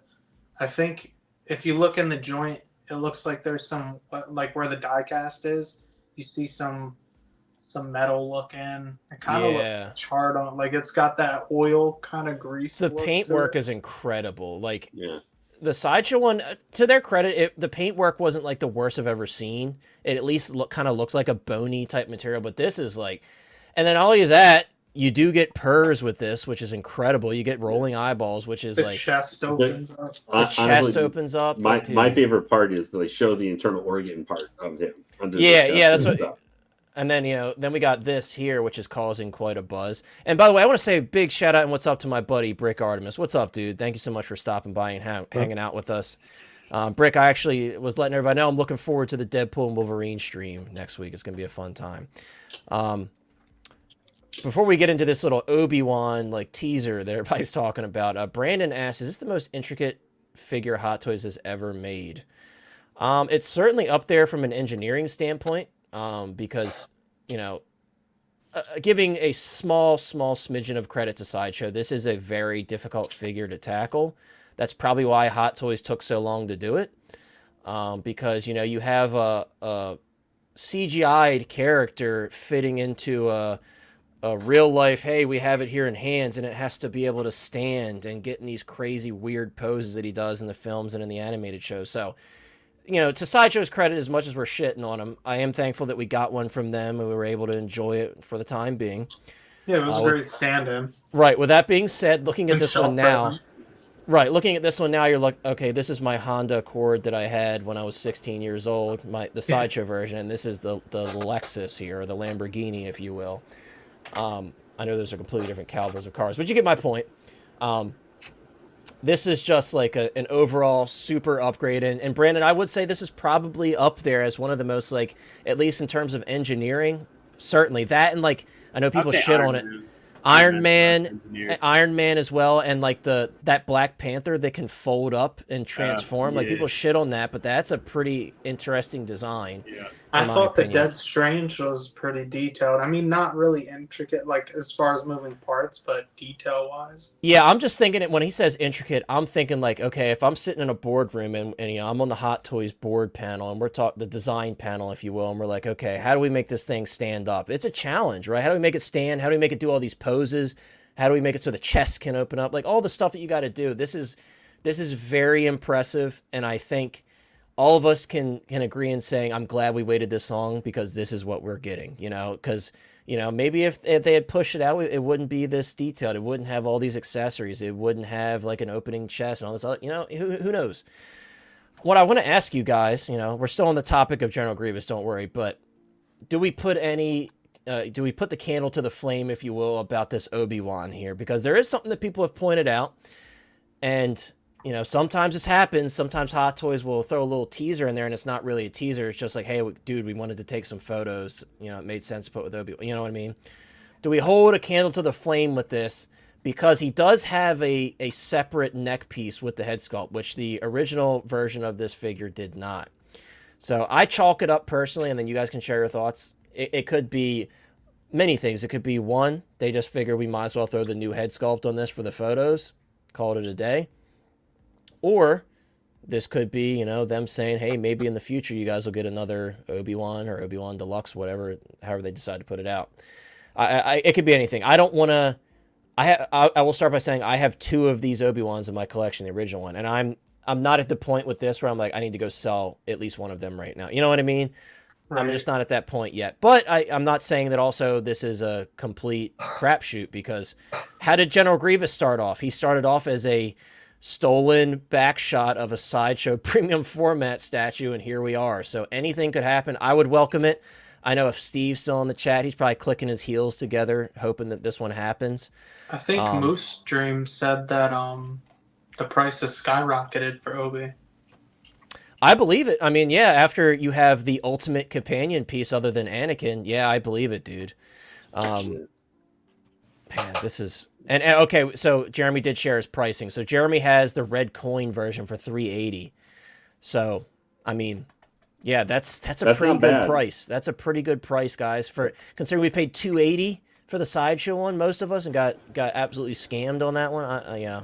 And it's probably going to be similar pricing, when you take into account Sideshow and stuff. And it'll be the red coin, like I said earlier. It is whatever you care about the coin. Heck yeah. Yeah. Well, Bantha boy. The thing is too, if you look at that, like a minor thing, but the red coin version you can't get in the US. So if you'd actually kind of like have that red dark side ish coin with General Grievous on it, that's a good way to get it. Yeah, I agree. Next year for Martin. Yeah, we need a little bit of a break. I agree. We're getting hammered right now. Marvel Nerd, I don't think did they put a date on the General Grievous? Actually, Chris, you're the one that had all the dates. What was the date for General Grievous? They're all in July. I think it was July 29th. July 29th. So there's an RSVP, and guys, by the way, this is not limited. What I suspect is we'll have a normal pre-order that lasts until they decide to pull it, and then we'll have probably a timed 10-day for the coin, or 15, whatever they decide to do. Because they actually did just do that recently also with like Sidious and Maul, the coin versions of them. So I'd venture to say they'll probably do the same with all of these coin versions moving forward. And I think that's a smart tactic. Hey, you want to pay the same price and get a free coin? Pre-order now, So I'm okay with that. Because if you really want this, most people are going to jump on this one early on because it's just such a huge announcement, right? I already sent my money to Sideshow and said when it releases, just... Oh, you got it like that, huh? Yeah. Maybe Sideshow doesn't like me, dude, because they don't take my money unless there's something up on the website. Dude, what's crazy about these announcements too is like every single one of them would have been like we would have been talking about that one particular figure all week and been hyped. Like we got 6 that would be, that you could argue would have been like, if they would have been spread out throughout the year, we would have looked back on the year and been like, man, these were some of the best announcements of the year, and we got them all at one time. Like, that's just insane. Like, this Grievous, if it would have came out any other time, it would have felt like even bigger news, But we got this with everything else. It would have been a bomb by itself, an absolute heater. Like, everybody would have been talking about it. Like, even like in art with their, if it was like in art Michael Jackson and the General Grievous right now, and that was it, this would have taken the show because it's such a sought after figure. We've been begging for how long for this, right? So I agree. Well, it's interesting that none of these drops were for any of the anniversaries. If I'm thinking about it, I think you're right. I think they were this is just Revenge of the Sith branded. Yeah. I think the Black Widow, they in the Facebook post they said a continuation of the Marvel Ultimate Summer, but I don't know if that's where did it start? Batman. We're just waiting for it to start before. That's what I was thinking. I was like, a continuation. I don't. Right. I guess the start was like they mentioned it with the Iron Man. The Iron Man. Yeah. So, but nothing for the Batman anniversary. Nothing for Episode 1. At least in this release, right? So it's interesting. Yeah. But, hey, that just means there's more to come.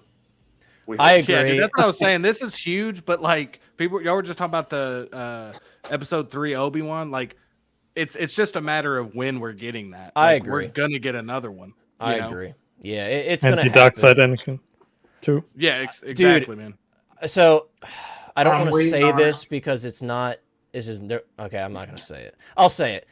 This is extreme. I'm going to say this right now, as I always do. This is extremely grain of salt. I don't know if it's true. It's just, I'm just throwing it out there because I was like, oh, that's interesting. I was told by someone, I'm not going to name their name because I don't want it to come back to them because it's probably not true, but I was told that some people were saying that Hot Toys like accidentally posted a photo of a Darkseid Anakin Artisan when they were throwing up all these photos and like instantly deleted it. You know, that could be completely false because I haven't seen any photos pop up, and what are the odds that someone didn't save that? I don't know. But what I will say, whether that's true or not, I think that's inevitable. And I think if you think otherwise, then you're just trying to cope because you don't want to have your sculpted version be one-upped. And I love my sculpted Darkseid Anakin. That's my favorite figure. My entire collection always will be for the nostalgic factor of how I got it. You know, I love Revenge of the Sith, but I welcome a Darkseid Anakin Artisan. And I'm stopping me from pulling the trigger on it is of hopes that they do a 2.0. Yeah. I think they will. I think it's just inevitable. It's too easy, right? They've got the groundwork laid out with the light side Artisan Anakin. They've got the groundwork laid. They've already like designed that figure. They could just throw some red eyes on it, throw Darth Vader on the box, change a couple things.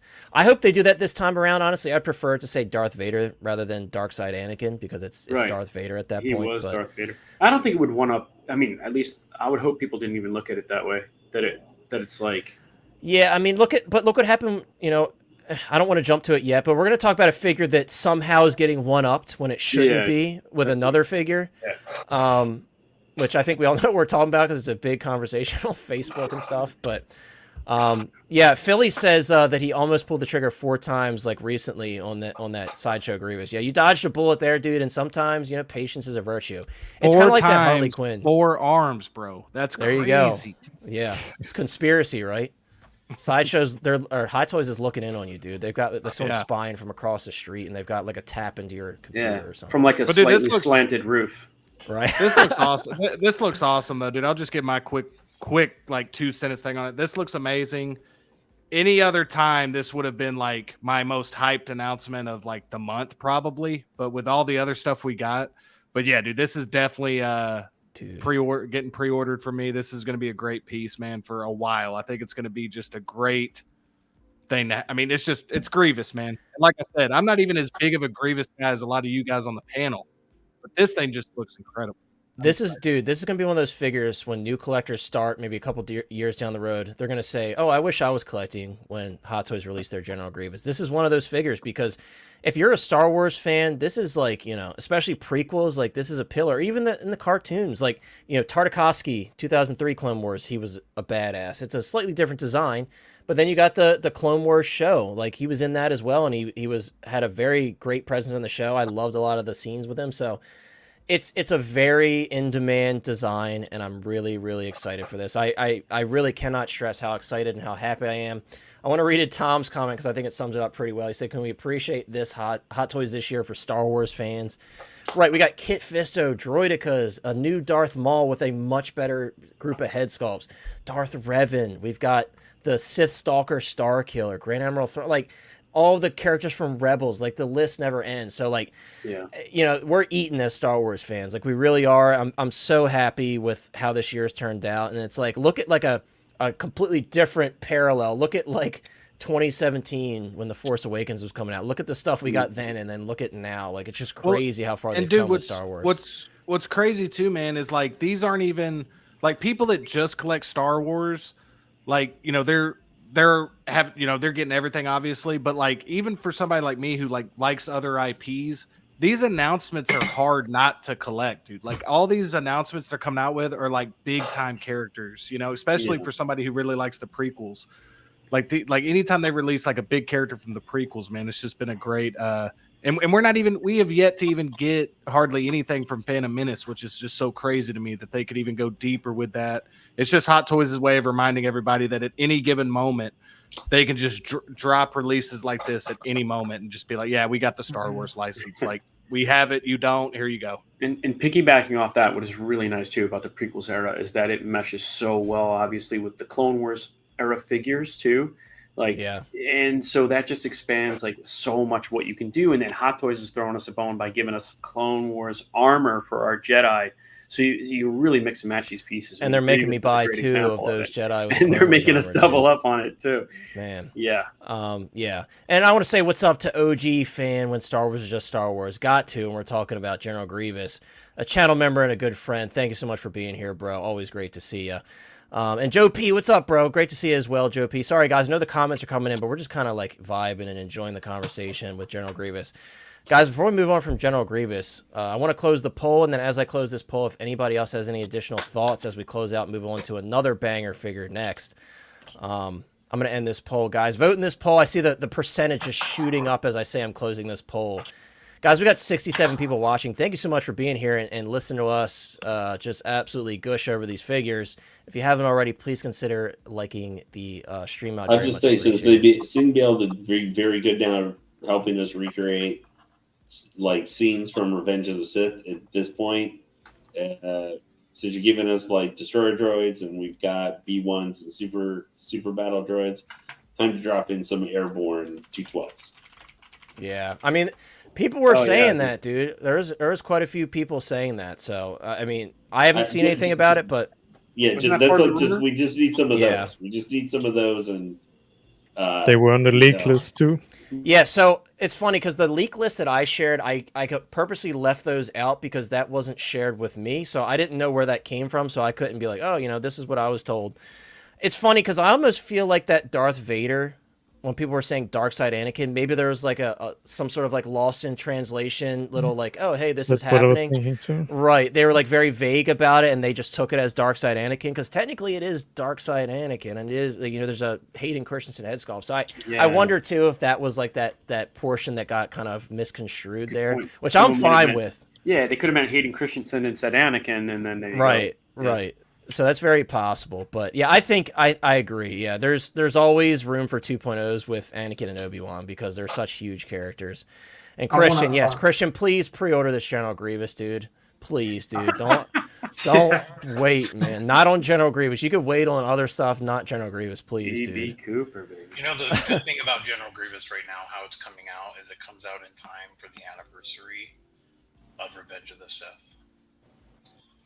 I like that. Yeah. How we all want these to go. Like announced and then released during the anniversary, right? Yeah. Yeah, if only they did like the anniversary packaging for it though too. That'd be nice for release. Dude, anything with a Mustafar base, I will buy that up. I was actually watching one on eBay and it got to like almost $500. I'm like, I lose. I'm not buying this, but that would have been cool. On December 12th, 2008, is a reason to remember why you should keep your sideshow. General Grievous. All right. Season 1, Episode 10 of Star Wars The Clone Wars, The Lair of Grievous. You could take your sideshow piece apart and hang it up as if it's all repair pieces for General Grievous, or you can battle damage it up. And dude, I'd rather just sell it. Burn it. I'd rather just sell it, dude. And use it as a diorama. Yeah, I'd rather just sell it, honestly. I like that idea. So you can literally hang it from the spindles up above. You're right, Raxus. I apologize. Something there. So, regarding sounds like a plan. I'm just gonna, dude. I'd rather just ditch it, honestly. Because here's the thing, Sean. To your point, so I had the same kind of thought with the new mall. I'm like, okay, yeah, I could keep both and have one, but then I'm gonna look at it and be like, oh, that's the inferior mall that's sitting like almost right next to my much better. You know what I mean? So like for me, it's like a mental thing for me. I'm like, I can't have that's like the same character with a much better one next to it and be like, oh, sweet, I'm glad I have both. You know what I mean? That's like the Jack Sparrow, the same thing. I sold my right, and like the DX-15 Jack Sparrow. The moment I pre-ordered that Artisan, I'm like, all right, see you later, buddy. You're out of here. You know what I mean? But that's just my thought on it. But I get your point. Like, yeah, especially if you have like a Dremel or something, you can cut that bad boy up and battle damage as much as you want. At anywhere. Harbor Freight. $15. Yeah, that's true. You can go to work on that. Go get some light paint. Yeah. Paint it up or lead paint. I don't know if I would. Not lead. Oh, I thought you said lead paint. I'm like, I don't know if I could co-sign that. What's up, Kaiju Daddy? Great to see you, bro. Everybody's saying throw it in the trash compactor, throw it in the dumpster. That's funny. Okay, you guys can say that, but the moment somebody comes out and uses the old sideshow pieces for an incredible backdrop, people are going to make the comment like, man, I should really have done that. Yeah. Well, the guy I sold mine to said he was gonna do that, like a battle damage or something. I mean, for he paid Like, props $110. You know, that works out in his favor. Yeah, guys, we're gonna move on to, from Grievous because we spent a lot of time on him, rightfully so. But I want to jump to this one because this one, Grievous. If you had a little bit of faith, you kind of expected something was gonna happen with that eventually. This one completely caught me off guard. I was like, oh, okay.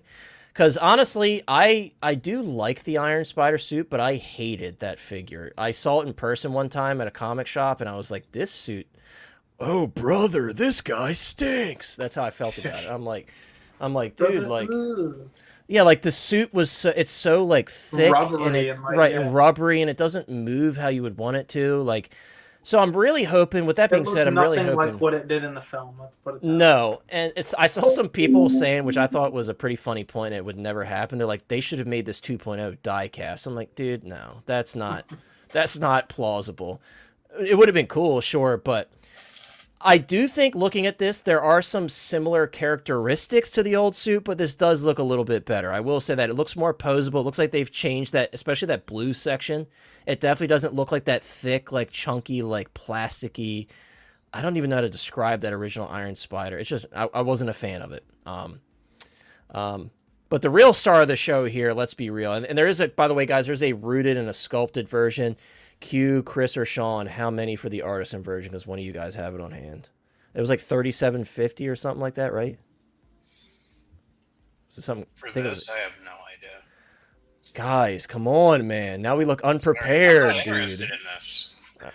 I know it's limited to 3,500, I believe. 3,500. There we go. Sorry, I said Yeah. 37.50. 3,500. Thank you. Yeah. With that being said, this is kind of Hot Toys' first jump into like the shorter Artisan rooted hair, and I got to be honest with you, I think it looks pretty awesome. And what I really like about it is I love that this is obviously Peter after he's been through a little bit in this massive battle they're having, right? And like he's obviously throughout this whole fight he's like terrified, he's getting surrounded, just he went through a lot, right? So I love the damage. He's got the little bit of the blood coming from his nose, but what I like about this hair is it has that messy, like kind of like, he's been through a little bit. He's been sweating. I just love how it looks. The icing on the cake would have been if they put a little bit of like I don't know, like a clear varnish in some spots to make it look like he was sweating a little bit, kind of like they did with the FN 2187, the Finn figure. They had sweat on his face, and I thought that was really dope.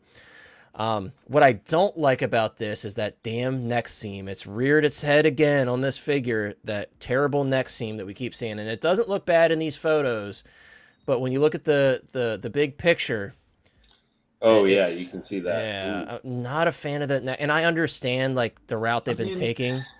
It's kind of a hit like lose-lose situation because, like, people have been asking for, like, you to be able to see the suit and the neck, and then they do that, but now it's an issue with how it connects. But I agree, I kind of don't mind not seeing the suit on the neck. I like a more seamless look, like how they used to do it. But it's almost like you said, it's like a lose-lose. Like if they didn't include a helmeted sculpt, then like you're disrespecting Spider-Man as a character because he has the mask on. That's the iconic look for the character. Then part of me was like, well, what if it just had the head sculpt and then, but you can't do that, right? Because there's always going to be a huge divide there. Any masked characters, there's a divide. Some people are like, I always use the head sculpt. Some people are like, no, this is Batman. He has to have a cowl. This is Spider-Man. He has to have the mask. Thanks, Lane. All right. Lane, what is good? What the hell is going on, man? What is going on, Lane? Hey, nobody Howard asked, Chan's just let hitting it them up, happen. letting them know. Trying to connect to a dial-up connection on stream, bro? He's What playing are we World of doing? Warcraft in the background and misclicking, dude. Lane, the noisy collector. Trying to get that Exactly. Destiny team chat or something, man. I Come know, on. right? Howard Chan's on to him. He's like, you better quit talking right now. Yeah.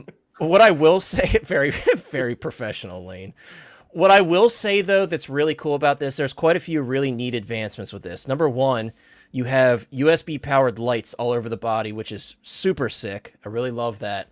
The claws, and I don't quite understand yet how these attach. The claws are actually magnetic, so they attach magnetically to the back.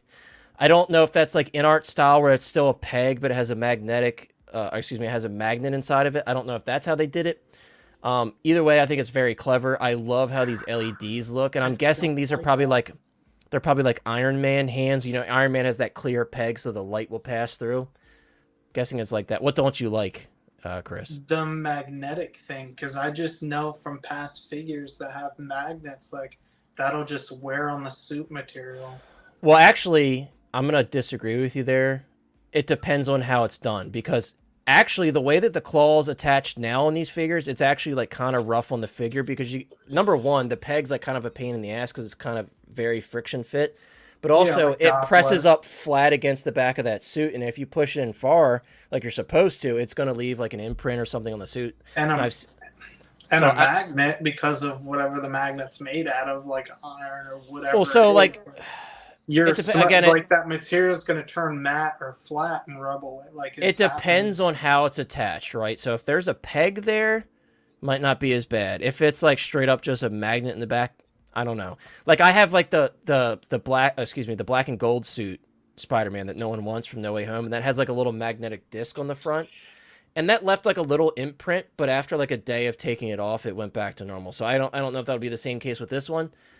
It really depends on how it's attached. But I personally think after owning a few figures with these claws, I think it's a better way to do things if they stay on. That's a big if, because we don't know. Well, the other thing's going to be too, like with the black suit and say the superior suit and such that have the big claws for the game ones. Yeah. Those things have just the holes permanently in the back. So yeah, have to, if you don't have the claws attached, you got to use those little fill-ins that on the those Spider-Mans, the game ones pop out of the back. There's no, that's true. They look freaking terrible. They look terrible. It's a similar thing that they did with like the Carnage and the, movie Venom figures. And I'm going to guess if they have any kind of stuff that attaches to the back, the big mega-sized Venom that's coming to be similar. But those things just pop out and they don't. Sorry, Lane, to cut you off. Apparently, there's a photo of him with nothing on his back and it's completely flat. Let's see. Am I missing something? Maybe it's in the sculpted photos. I don't know. Maybe if it's in the sculpted photos, X-Man, let me know. I'm going to pull them up eventually. But also someone asks, how is it USB powered? I'm guessing there's probably like a hidden plug under a flap or something. Like they did with like, what was it? The 2020 miles suit? 2020 miles. Yeah, I had that little flap in the back. Maybe that's how they'll do it on this one. But yeah, I just love the little lights all over the place that light up. I think that's really clever, and I think it's a nice touch for a 2.0.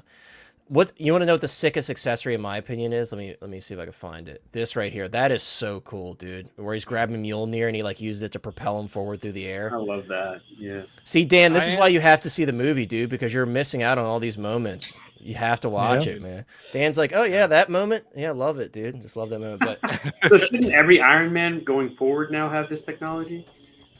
You would hope, right? If they're going to do it for an Iron Spider, you would hope they would do it for a diecast figure. You would think Tony would have been, he invented it. He should have it. Yeah, that's true. The final photo. Okay, so he says it's in the final photo with all the accessories. You can see his bare back. Pause. Oh, there it is right there. There it is right there. You're absolutely right. So yeah, it looks like it's all like I guess like there's like a magnetic plate in the back here, which I actually prefer because, to Lane's point, with those stupid little plugs, I don't think that's like the best way to do things, So I actually like that. And what I'm curious about is where is that hidden flap for the USB power? Because that's actually, if it's there, that's actually a pretty good hiding spot. But then look, there's the next scene from behind. I don't know. I like this figure. This is one I'm very interested in because all the Spider-Man figures I have, none of them felt like Avengers Ensemble worthy yet. So this is going to be my Avengers, my Infinity War / Endgame Spider-Man that's going to go in with them. So I'll be picking this one up. I didn't pick up the original one because, like I said, after I saw that in person, I'm like, absolutely not. And for a while, this was actually, it tanked not that long ago, but for a while it was selling for like $350. Like it was a pretty expensive figure for a while, but it did tank. So that was kind of what Chris was mentioning. He wasn't too happy about that. Again, the only experience I have with magnets on a Spider-Man suit is the No Way Home suit, because it has that little like magic effect that magnetizes, and there's a magnet embedded in the suit. It left a little imprint, and when I pulled it off after like a day or two, it was completely flat again. So If it's a larger plate, I would imagine it should be okay, but we got to see. We got to see it in hand. I And see hate how to it is. say it, but like on these spider suits too, like even if you sit them on something, like they can just leave marks. These Spidey suits, they're not like the best materials when it comes to stuff like that. I can just see people already put like, especially if you're somebody who's gonna constantly switch up your posing or do toy photography, like unless they did some type of new technology and like if that goes all down his back, like how's that going to affect his posability with that too? I don't Yeah, know. I guess We'll see when it comes out. Yeah, it's new technology that from them, so I'm waiting to see how it plays out. Like I said, my thought on it, I think he looks incredible. I'm actually very happy that they've taken a stab at like the shorter wool-rooted hair because that shows that nothing's really off the table for the most part because, you know, what's to say now that maybe they won't take a stab at a Christian Bale eventually with rooted hair. Maybe Batman Begins will finally get a respectful figure and they'll do like a rooted hairstyle. This is my favorite. This is my favorite. Dude, there is one Batman Begins that's respectful. And which one is that, dude? Dude, you already know it. It's certainly. Does he? I was about to say it's certainly not the one that just released like 8 months ago. It's certainly not that one. I got it. I have it too, and I don't think that's respectful. Oh, mine is different than yours, though. Well, no, I I did. got the good one. I have a matte one too. I got a later batch. I have a matte one too, but I had to swap out the cowl because that cowl is hideous. Took me 5 tries. It's the worst cape Hot Toys has ever done for a figure that I have in my collection. I hate that cape. Like, there's a lot wrong with that, in my opinion. Big Dog Pound. For the museum post, though. I don't know that. I think I'm agreeing with you on everything you're saying. I think Batman Begins needs an honest try. So if they can do the short wool rooted hair on that one, I think that would be dope. I agree with you. I would love to see a Zoe Kravitz Catwoman. That'd be insane. The more of the Batman, the better. I loved her as Catwoman. She was great. Yeah, she was fantastic. I mean, yeah, well, hey, absolutely. Jazz Inc.'s working on it, dude, and Mars Toys is working on one, and then whoever that other company is, I didn't pre-order that one because I'm not interested in it, but we got a lot of options right now for Pfeiffer. Whoever thought that Toys, a maybe 2 conversation regarding the Endgame Iron Spider would lead us to another DC talk? I don't know, dude. It's Dan, man. It's just all this DC stuff, man. But no, I just want to throw out for me, Connor. Like, I'm obviously getting this. I think it looks amazing. Yeah. I came into collecting 1/6 at like an interesting time. Like, I came in like right at the end of all like the end game line stuff. So if I would have been collecting before, like 90% of my collection probably would have been Marvel, just because like everybody, I just love from first Iron Man all the way to Endgame. Like I was obsessed with it. I've always loved Marvel, always loved the characters. Yeah. But I kind of got into it when that was kind of like in this transition period right now. So I'm kind of like rediscovering that love for that stuff through these announcements of these figures from like the Infinity Saga and stuff. So for me, this is like a huge release for me. I think the rooted hair on the short hair looks phenomenal. I actually think like sometimes it looks better than long hair rooted. And the one issue I have that hasn't been mentioned is the base. I hate the base. I really hate this base because he can't stand on it. And I know, like, I'm not going to put my Spider-Man like in a bunch of crazy poses to keep him there. I just wish that they would come with a regular standard base as well. Like, that's my only complaint. I don't mind the base, but I wish they would come with both. So you have both options. This one just looks like it's going to be a real pain to put them on. It seems, I like the little scene you get to create with it, but it just seems like it's going to be one of those tough ones to like have them standing on, so. Yeah, it's just like these diorama bases for me, like this one is cool. They've just become an afterthought for me because I'm kind of sick of them because they take up so much freaking space. And if you have a larger collection, it becomes an issue. Like, if you have DTOFs and like, you're just getting started, or you like to have one figure per little square, like, the diorama bases extremely shine in that scenario. But when you have like a larger like Moduke style case or like the custom garage shelves and you have a shit ton of figures, like, it's like, okay, I got to make room for this rooftop base when I could just kind of stick them there and make them look cool otherwise, you know what I mean? So it's like, I do really like this, but I do agree for the money we're spending, they should be throwing in like just a plain little small oval display base with like basic branding on it. The other problem with the diorama base is like the Mark III 2.0. Yeah, it's cool. You have the big ironmonger and everything, but there's like literally barely any room to actually stand the Iron Man. Yeah, it's on the very base. tough, Lane. Yeah, I have that, and I love the base, but I have to like pose it to where like one leg is kind of like, you know, lifted up a little bit and putting his foot on the Ironmonger like Yeah. head sculpt Yeah. or whatever. And it looks cool, but it does limit you very much. I wish that it would be like a full 360 base to where whatever position you put it at, it looks really cool. That's what's like really cool about those Harry Potter figures coming from InArt is like you flip that around and it could be a completely different scene. Yeah, like have that's them like kinda what I'd flying like on to the see. broom or something in front of the window. Yeah, Like, and- I mean, I cool. would like to see that with like that would feel like a true deluxe base if they gave us, you know, something like that that could be used for multiple scenes or multiple parts of the movie. There's a thing to be said for these dioramas, but there's also a thing to be said just for the standard, you know, base that comes with the effing stormtrooper.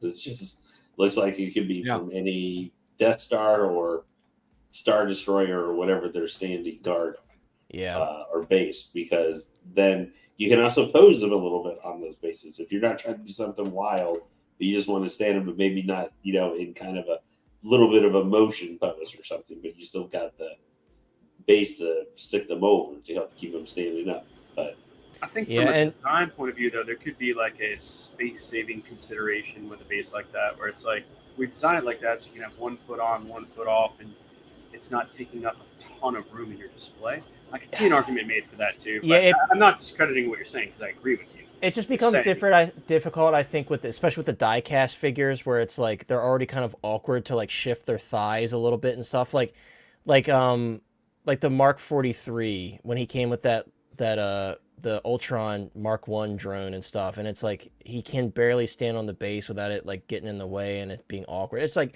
some of them are just they don't make any sense. Clinton, it looks like the Mjolnir is a separate piece. I'm guessing you can either have it on the base or have it in that accessory. I don't know how that's attached, but they're not showing Mjolnir by itself, so I'm guessing that you utilize that same Mjolnir piece. We're gonna move on though, guys, because you know we're getting up there in time, so we got to move on. But we're gonna move on to an absolutely just incredible, insane, mind-blowing announcement. For me, you know, I say this every time, I'll buy any Vader. But this is not one of those, I'm just getting it because it's Vader. I'm getting this because this is an insane announcement. This is like, kind of like Force Unleashed damage Vader inspired, like kind of, and then like Hot Toys kind of threw their own take on it. You got a Hayden Christensen likeness head sculpt. There's so much to like about it. And then on top of that, you have this crazy ass like deluxe edition, like you got this cape that literally has a silhouette of Darth Vader's helmet. I don't know if you guys have noticed that, but they mention it in the description as well. There's literally a silhouette of Darth Vader's helmet here. If you take a second to look at it, there's the eye, the kind of nose area. Like, this is crazy. Why does he look like the Mr. Potato Head Darth Vader?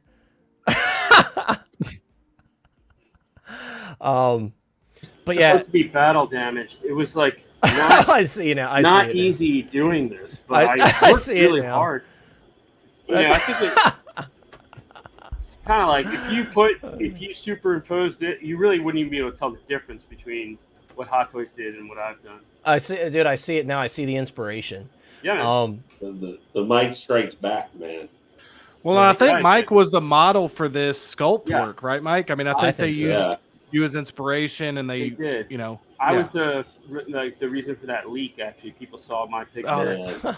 Is that not cool though? Like that, just with the little piece. This reminds me of, I had this toy as a kid where he came with like the operating table and all the parts pulled off of him and stuff, and like you could expose like a robotic leg and stuff. So this is like, dude, this is like, it doesn't get any cooler than this when it comes to Vader, in my opinion. And you know, the conversation people are having right now is like, oh well, I can't believe that they did this after I had my Kenobi Vader that I bought.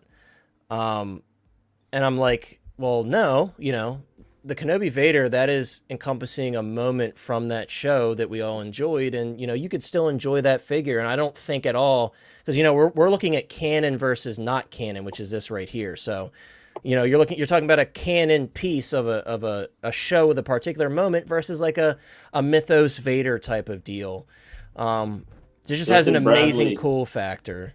Milton Bradley Operation Special Edition Vader. Right, like this just has like an incredible like cool factor to it. He's got that amazing sculpted Vader silhouette helmet cape.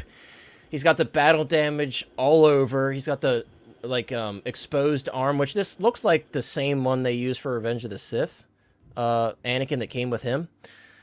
But you know what this is going to be really cool with, and Pedro brings this up. He's mentioning Dark Empire Luke. This is going to look incredible with Dark Empire Luke.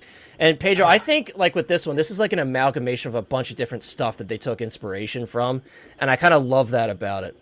Nice. Damn, now he's making you look like you've got the dollar store version now. No, he's just got the clean version. Yeah, same. It's really the same qualities. Like that's true. That is funny that. By the way, yeah, go ahead. No, I was just going to say it's funny that Clinton brings this up. I almost have to excuse myself every time you bring Pedro up. Yeah, that profile picture is crazy, dude. Anyway. But yeah, dude, it's just like this is something else, man. The icing on the cake, we got General Grievous, and I thought that was like as good as it was going to get. And then we get this crazy, just absolutely over the top Darth Vader, which, to have this with like, Lord Starkiller and Darth Revan, just what an incredible piece, man. And I couldn't be more excited. And on top of that, the other icing on the cake is the suit is nylon. This is not a pleather suit. So we've moved on from that bullshit. Yes. No more pleather for the Vaders, it looks like, because we've got nylon suit for this. We've got the Dark Empire Luke with a nylon suit. We've got Lord Starkiller with a nylon suit. So only thing that scares me about that is, there's the 2.0 right there. Hey guys, we got a nylon suit and a USB saber, and they could easily do that and call it a day. What does suck though is now the Kenobi Vader. It's like, well, shit, that one just came out and that has pleather. That kind of sucks. So yeah, that's where the Kenobi Vader conversation. Is the Return of the Jedi one that's a pleather too, isn't it as well? That's unless they surprise us and say, hey guys, we up there, which. That would be, I think that would be the right thing to do, just to surprise us and be like, hey, this is nylon. I hope they do that, but I'm not gonna put my hope into it, right? Yeah. Dude, like this with like the Inquisitors and what's his name? The green smoke. The character I'm talking about. Merrick. Yeah, Merrick. Like. There's so much you can do with him, and that's the exciting thing about Mythos. And what's really cool is if you got the deluxe Kenobi, so what? Make him your clean version, and now you've got another sculpt for this version. That's true. You know what I mean? You got the battle damage from that for this, so there's just so much you can do with it. Dude, to run off of what he said, like, I agree. I thought getting the Kenobi Vader was like my battle damage Vader. I think I'm going to turn that back into like clean. Yep. This will be my battle damage. And then like the new Return of the Jedi Vader, because I was going to keep them clean. Now I can do that Sebastian Shaw or the electrocuted helmet. So I feel a lot better knowing that there's like a third option and I didn't have to double on a figure. And he's just way more like beat up, like a true battle damage Vader. And I think it looks insanely detailed. Like, it is sick, dude. So much better than the Sideshow Mythos statue too. No offense to anybody that has it. I was thinking that, dude. I was actually waiting for somebody to say that, right? Yeah. This is postable on top of that. Like, you get an option for regular like battle damage cape, but then the one with his face in the cape, like, that's just chef's kiss. Yeah. Dude. It's the cherry on top. And then like, dude, the regular cape even too, with all the damage and like the burn holes and stuff, and like I love that the leg is exposed, like the flesh on the leg here. Like, this is a look at Anakin / Vader that you don't get to really see too often, because once Anakin becomes Vader, he's sealed inside that suit, and we only get those little glimpses here and there. So this is just such a cool like Mythos type of deal. Yeah, and what's really cool too, man, is like the left side of it. So, like, that's a lot of where the battle damage is. So if you wanted to put this on the side, you almost get like a half clean version. In fact, I think there's a picture pose. where he's like I was looking gonna say there's down. a pose like that goes hard. Like, Yeah. dude, this pose goes so hard. Yeah, but right here. I bet so like Universe, yeah. there's even if you wanted to have him on the side, like say this was your Vader and you kind of wanted to display him clean every once in a while, like there's still a possibility That is true. to kind of do that, you know? Yeah, And no, you- Go ahead, Lane. yeah. I just think that the thing is that having the multiple options for the head sculptor really would help really make this figure, as well as with the special edition, that you're actually going to get a little bit slightly different version of the head sculpt. They just totally, even though this one I'm probably going to pass on, this one I think it's great because you have to think about what the heck has happened to Vader to have to put him in this kind of position where he's like very rarely. Right, like he got swarmed by a bunch of and it Jedi only or happened on his something, left side, dude. What happened there, man? Yeah, Did he try to get into a revolving door? What happened, bro? Well, Stuck this is in the sometimes when you think of Right, it, his like, cloak got stuck in a No, revolving he just door. slipped out. He just slipped out his front door into He's like, the "Damn it." fucking lava. He's like, "This is what I get for living in a lava." this almost feels like. Dude, that head So- sculpt is Oh my nuts. God. I was Absolutely I know there was nutty, some man. type of comic or something I saw like where at one point he had like on his planet stuck his hand in the lava or like some type of fire and it just completely tore away his suit like he was sliding down Oh, wow. and it tore up the whole one side. That's kind of what this reminds me of and just like left the mechanical, but adding on to another piece like it's an insanely detailed sculpt. And then to add on, like, not only do we know who's in the suit, but we always talk about how he goes through getting the suit on and, like, the chest box being, like, stuck into his chest. Like, it looks painful. This, you can physically see the pain that he has to be in with all the burns, like, how his arms attached. Like, Yeah. So yeah, dude, cool. and the base looks amazing too, man. Like all these poses that are on that base, man. I love the base that comes with this. I was gonna say the base reminds me of like the chamber that Vader goes into. It's very or reminiscent top of his that. castle on. Yes. Yeah, And his chair design and everything. right. And I think this is adjustable too in some way. I think it's on Dude, a so on that alternate. picture, Connor, on that picture on the left there, how it kind of shows the shaking motion. Does that mean you can tilt this base a little bit? Yeah, I That's think what I so. was wondering. Like, I think you can tilt it, which is interesting. I don't know if I would have my Vader like tilted on an angle, but it says Maybe that's what adjustable happened. He themed tilted to figure the base. left, fell down. right, Yeah. right. Yeah, But it dude, says imagine adjustable. like dude. if you have the Dark Empire Luke and you're able to figure out how to get that like Vader helmet cape on that figure, because like that's a strong theme in the book. Like in the comic, he kind of like phases in and out, and every time he's phasing back in, he has a Vader silhouette, but it's just Yeah. like his long hair, and it looks like the helmet. The artist did a great job with that, and there's a few times where characters in the book think it's Vader until they see him more clearly and it's Luke. So that would be just a cool storytelling element to have this And that's Vader the- cape on the Luke. Yeah, dude, that's the brilliant thing that Hot Toys always does. Like they come out with a Luke figure, you might have passed on that, saying, I don't need that, man. I'm not into that storyline, whatever. Then they come out with this, and now the ideas start going on in your head. Like, dude, Oh, yeah. that would look really good. Now I got to go get that one to pair with this, you know? So Yeah. There's actually Sideshow actually did show this off today at Yeah. the little Sideshow con. So I did have the video for that because I did want to, and of course it didn't save my spot. Bro, where it was out of focus for like half of the I know. I noticed that when I was Annoying. jumping. Oh yeah, like this looks awesome. Thanks, Sideshow. Yeah. They're like, and if you look at all the these detail, and everyone's like, incredible we can't see details. it. It's like awesome if I could So just see it. frustrating. It's still kind of like, but look at the finish on the armor here with like the burn and like the singe marks and everything. Yeah. And dude, he's looking like very like Freddy Krueger-esque here. Let me move us out of the way real Oh, yeah. quick.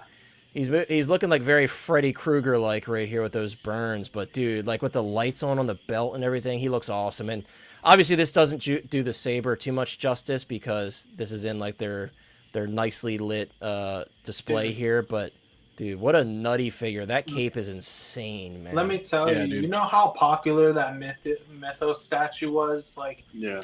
Yeah, it this was is huge. one of those figures where it's drawing in people who don't really collect Hot Toys that it's getting posted around. I had a buddy hit me up and he was like, "Don't you have this?" And I was like, "No, I gotta Kenobi Vader. I was like, this is the new one that just got announced, and he was like, I might have to pick this up because it looks that good. Yeah, this is like, I feel like anyone who's like a casual Star Wars fan would really enjoy this because it's just badass, right? And especially if you're a prequel fan. And I think too, this one's probably gonna have like a timed edition as well through Sideshow with this special edition like damage mask, which even if you don't use it, you gotta get it, right? Like that's just too cool. Yeah, man, this is really exciting. I'm super hyped for this one.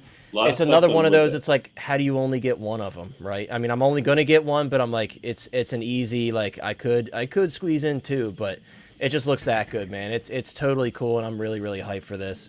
Dan, I wanted to ask you, dude. Yep. Yeah, I wanted to ask you, would you display yours with that plastic cape? Yeah, the thing is, in the D12, I think that would never fit. Oh, yeah. And even like some module cases, because I got the 165 module cases coming in September, but it won't fit in them either. You're going to fill those really quick, I bet. Yeah.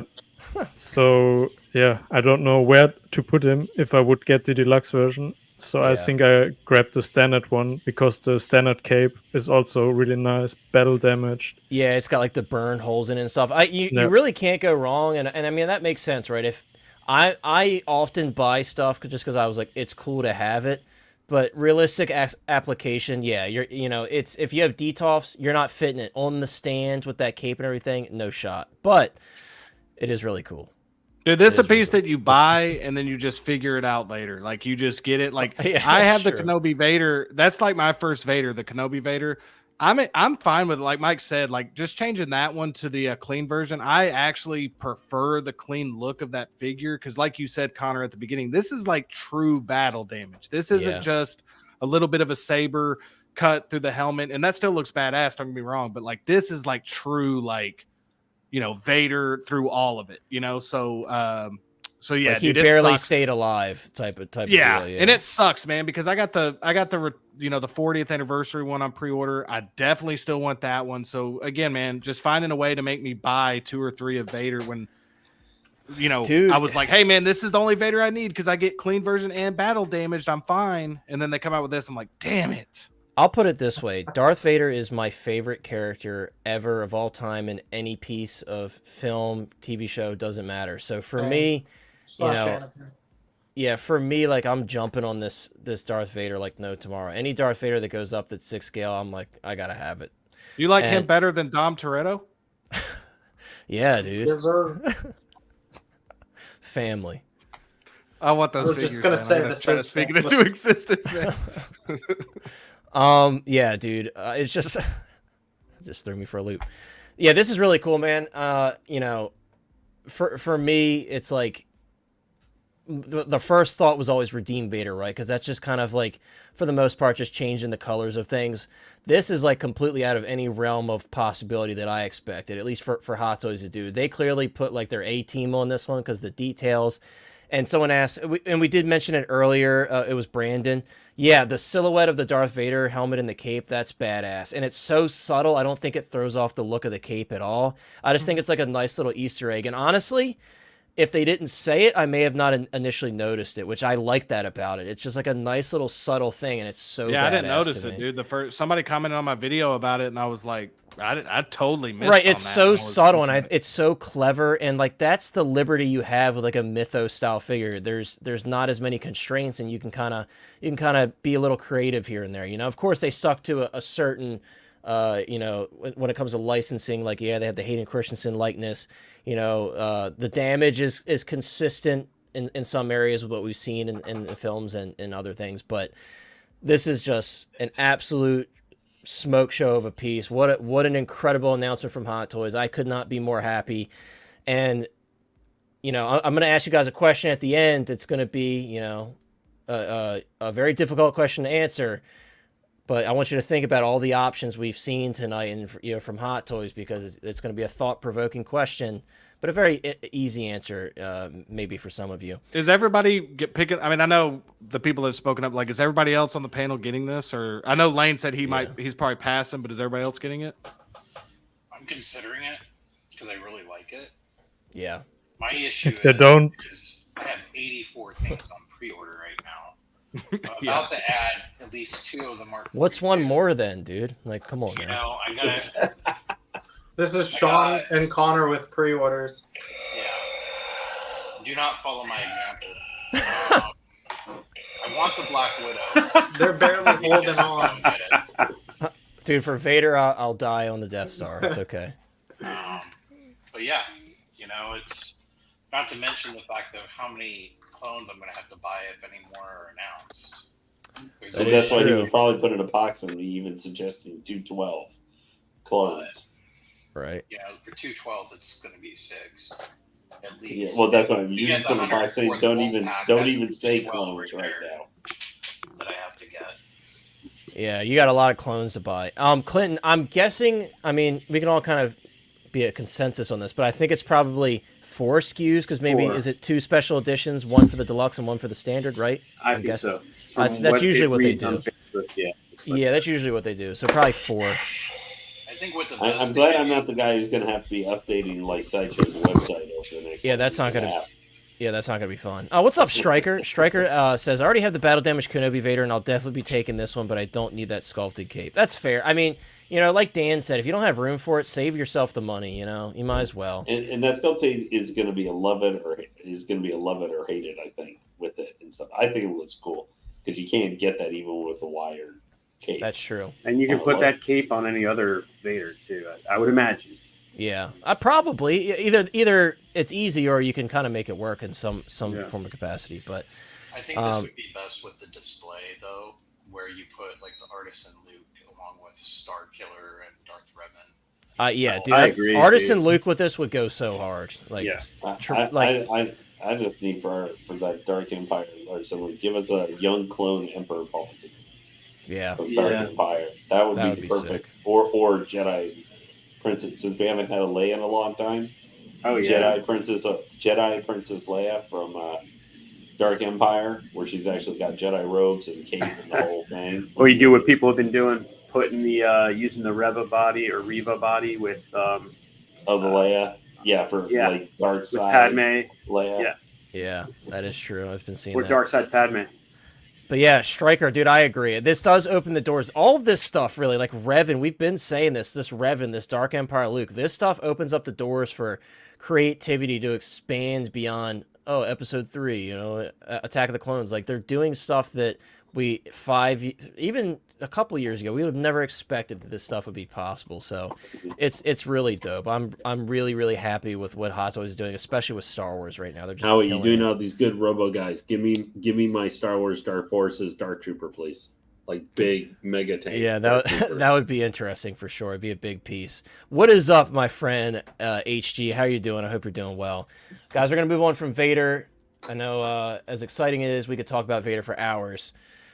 We have to move on to one that, admittedly, guys, was on a long Artisan wish list of mine since the first, rooted hair figure popped up. And I actually did a video on, like, top 5 most sought-after Artisan figures I would like to see. And one of them I said I would like to see an Avengers 1 Black Widow. So this scratches that itch right here. This easily, by far, is the best Black Widow that Hot Toys has ever done. This is the best officially licensed Black Widow, period. Prime which- ScarJo. It looks incredible. And I think the rooted hair was a must on this one. And I'm actually, on this one, I'm glad that they did not do a sculpted version, because it would have came out with that chunky spaghetti look, which we don't like. The good news about this one, guys, we got 6,000 of these total worldwide. Oddly enough, there's 4,000 of the special edition with that Iron Man gauntlet and only 2,000 without that. You would think it'd be the opposite, but no. They're actually giving us a pretty big opportunity to get the special edition one. There have been a tremendous amount of changes here for Black Widow with this figure that are awesome. Number one, in a non-creepy way, Scarlett Johansson has a very specific body type. And in the past, Hot Toys has not really captured that. As much as I love my Endgame Black Widow, it's not quite there, right? They don't really quite capture the body type of Scarlett Johansson. And here, from what I'm seeing, I think they've done a much better job. Is it perfect? Of course, nothing's perfect, but it looks a lot better. Something else that's very interesting, which, makes you be like, okay, how closely are they watching in art? We have a magnetic base with this figure as well, which it could be cool. Let's see if the theory of we have to do a different type of design because we can't just put one big magnetic plate. Let's see if Hot Toys was able to solve that. Because the only magnetic base that I have in my collection thus far that I've been not scared to leave it on has been from Caustic Plastic. Caustic Plastic has been doing those magnetic bases for a long time, and they've worked pretty well. My Joker has fallen over a couple times. My Heath Ledger Joker has fallen over a couple times. Thankfully, I have it like to where it won't fall off a ledge or anything. So I'm very wary about the magnetic bases. I get why they did it with this one versus that little like ankle grabber that they've done with some, because you can't tuck the grabber into her pants or anything like you can do with like Indiana Jones, for example. So it's not surprising to me that they decided to take a stab at a magnetic base, but what a cleverly done Artisan figure. For them to go with an Iron Man 2 license and give her that Iron Man gauntlet is extremely clever, in my opinion. I think this is just overall, whoever design team came up with this, bravo to you, because this is incredible. I have no words for it. It's just beautiful. This head sculpt is insane. This looks just like Scarlett Johansson at every single angle, in my opinion. Easily, absolutely destroys any other Scarlett Johansson sculpt Hot Toys has done. The Endgame one I have now looks piss poor compared to this one.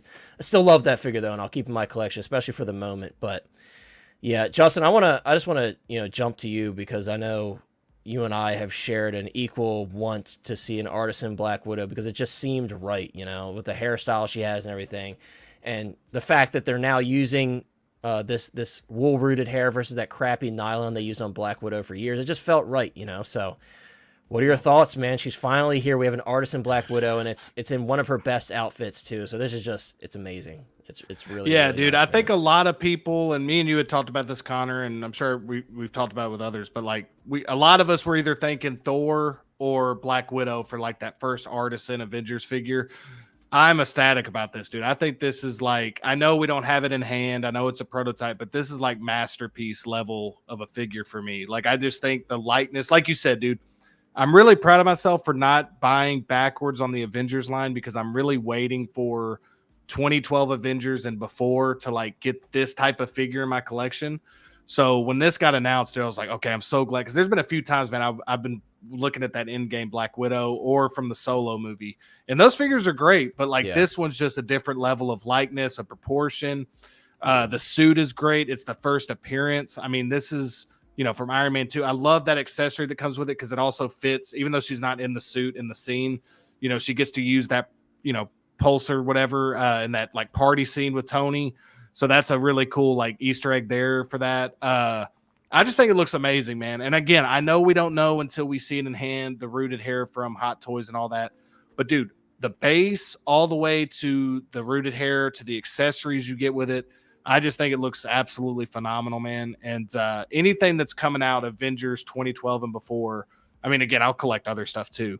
But right. This is just cool that we're getting the Iron Man 2 Black Widow. I was assuming it'd probably be like, maybe a Civil War or maybe a Avengers or maybe even Age of Ultron. But to get this one for Iron Man 2 for the first Artisan surprised me. And it was like a great surprise, dude. I'm like 11 out of 10 excited, dude. I'm excited to hear everybody else's thoughts on it. You already kind of know how I feel about it. But the likeness, dude, is so insane. And Scarlett Johansson it seems like it's been a tough likeness for Hot Toys to get 100% right. And me personally, when I look back at the scenes from this movie, they like knocked out of the park with this head sculpt, man. Dude, and like this is one of those hairstyles that she had that really lended itself well to this Artisan treatment. Because, she's had, Infinity War, she had that really short blonde hair and stuff. So this was a great choice. I got to be honest with you. Whoever suggested this from the team, they did a great job. This is a great choice. I love the accessories. And it's simple. It's one of her best looks. And I just love it, dude. I totally agree with everything you said, man. I think she looks fantastic. And the head sculpt, I'm just very pleased because they've struggled with her likeness over the years. Like, I like the Endgame sculpt, but it's not perfect. This is very close to perfect, in my opinion. I think they did a fantastic job on it, and the paintwork looks nice. She has that bit of rosiness to her cheeks. It looks awesome, dude. I'm just over the moon about this one. And this will fit really nicely if you put together like a 2012 Avengers ensemble. This would certainly fit really well with those. Yeah. I don't know if there's going to be so much queuing for this one necessarily, because I mean, there's like a ton of these. There are a ton of these. I've oddly enough, I've heard in Hong Kong these were kind of difficult to get a decent amount of them from the resellers, like you know, and I know Jeremy, he sold out of his allotment already. He's trying to get more, or will be getting more. But yeah, there are 6,000 of these, so this one should be. It's just if you want the gauntlet, that's going to be right. This one should be a pretty easy grab for most people. I know scheduling with work and stuff kind of sucks sometimes, so I totally understand that and I feel for that. But if you want the rooted hair, where it's not the choice where we've had a lot, where it's either rooted hair, right, this is all rooted, which I love. Yeah, exactly. Yeah, so if you want, like, I think this is cool because this is for once you can get the artisan experience. So this, you know, where you have not had this for the Scarlet Witch or the Anakin or the Jack Sparrow. You know, there's been a lot of frustration with this. Yeah. Now, I think they're just, what does artisan mean anymore seems to have gone to the wayside for the quote exclusivity of it anymore, since we had like what four of them in this thing, you know. So, but I think this is cool, is that this is like almost a perfect for us with probably we're going to see a lot of 2.0 Avengers from Infinity Saga or up to the first Avenger probably over the next couple of years. This is the perfect almost entry point to getting to that, where you could have a lot of artisan hair, or maybe eventually like an artisan haired Robert Downey Jr. or something like that. Yeah. Eventually. And like I said, I think with this one, Lane, I think they probably realized sculpted with this hairstyle would just be kind of a nightmare. All those curls and everything would probably be pretty odd looking with the sculpt. Like, you know, that like chunkiness that kind of is off-putting. Yeah, this is the one that caught my attention because I thought it was mostly done with Marvel, even old Marvel. Just because there's so, like you guys are saying, so many pre-orders, and like Star Wars seems basic. I still haven't even pre-ordered all the Star Wars stuff. I still need to do. But this is one I like immediately caught my attention because this is Iron Man 2 Black Widow. I can put her with my Iron Man figures because she's part of that movie trilogy, this version of her. Yeah, I mean, this gives me hope too for Iron Man. Like, since they're going back to Iron Man 2, like, are we going to get another Nick Fury? Like, that would be awesome. Or can you get a Mark IV?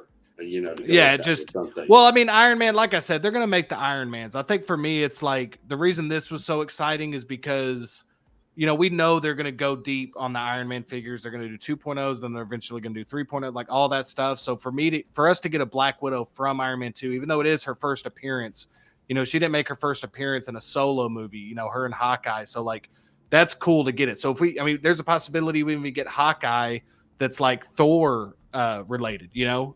So that would be kind of cool too. So it just opens the door up for like, okay, I thought it was going to be 2012 Avengers. Now they're even going back to Iron Man 2 for some of these. So it's just really cool, man. If we could get a lot of those, you know, year 1, year 2 figures from the Avengers line would be sick. Yeah, I think Artisan Thor is definitely going to happen. Like Pedro says, from like Thor 1 or like the first Avengers film, like it's just too good, right? Like it's too good. You got to have an Artisan Thor. Maybe they would be willing because they're willing to do more crazy stuff like General Grievous and, you know, like battle damage Darth Vader and such. They've become over the last 10 years more proficient in doing stuff like that. If they do some Thor 1 stuff, they could do Thor, the original Thor. Maybe they might do a Destroyer. You know, I don't know. Destroyer's massive. Are you talking about the Destroyer? Or are you talking about? You're just talking the Destroyer armor that Thor. I thought you were talking about like the actual Destroyer. I'm like, third party did him, and he's gigantic. Yeah. But yeah, this is really cool, guys. I feel like Hot Toys really is strutting their stuff with these artisan figures lately. You know, and a lot of people, their biggest, and which is rightfully so, everybody's like, you know, I don't have any artisan figures in hand. All I could speak on is the WB100 Wonder Woman.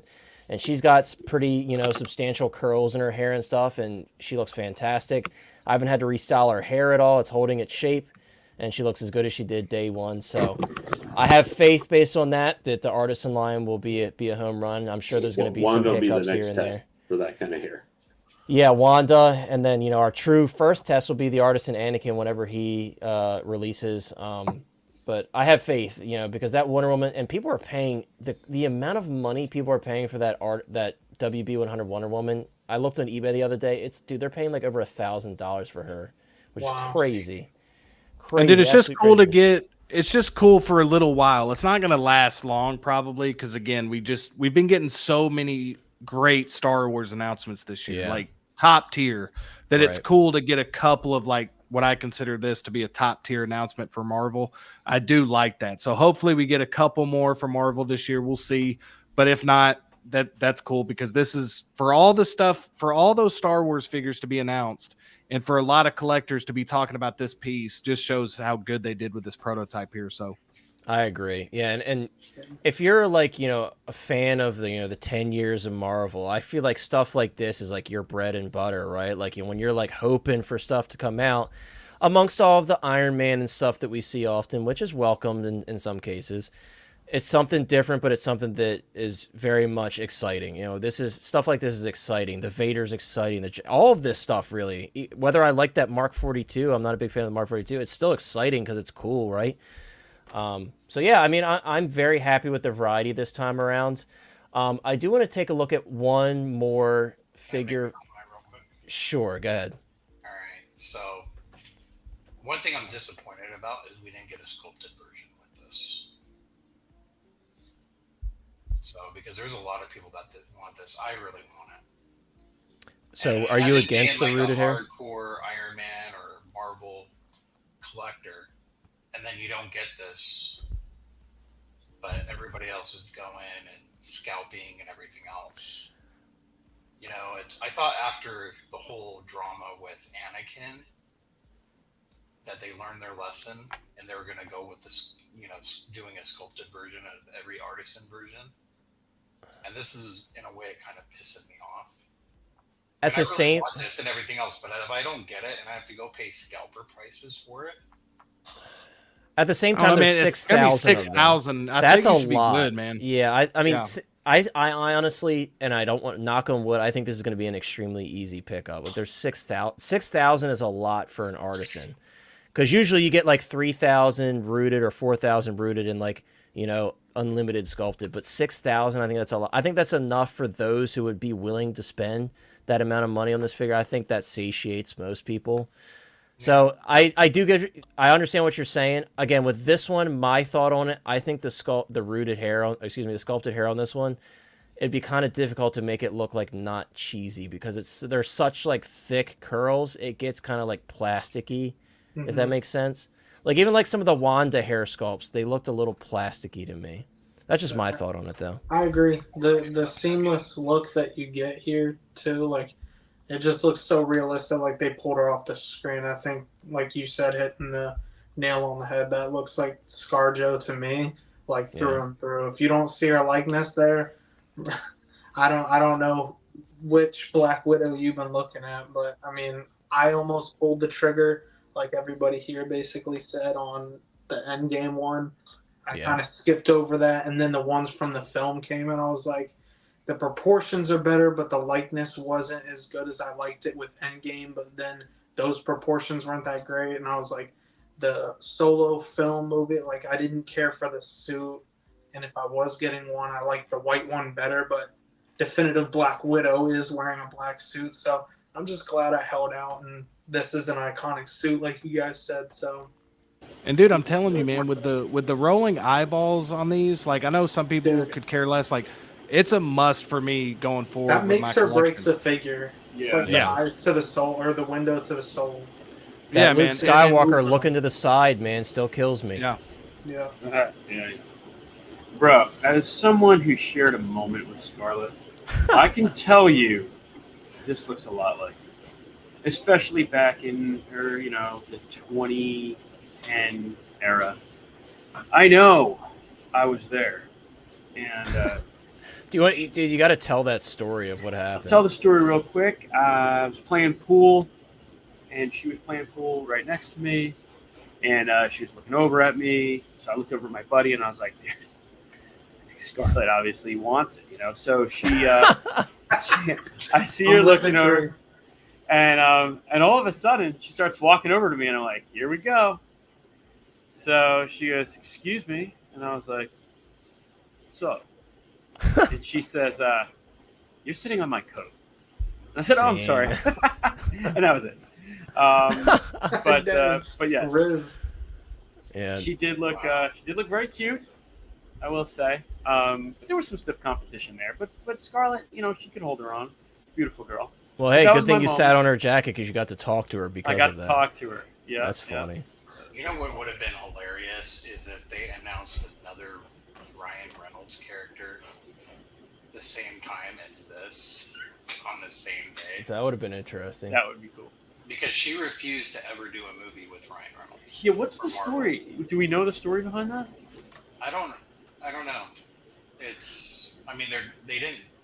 Their divorce wasn't like due to anything really horrific, but I know dividing estates and the money and everything was like a big deal.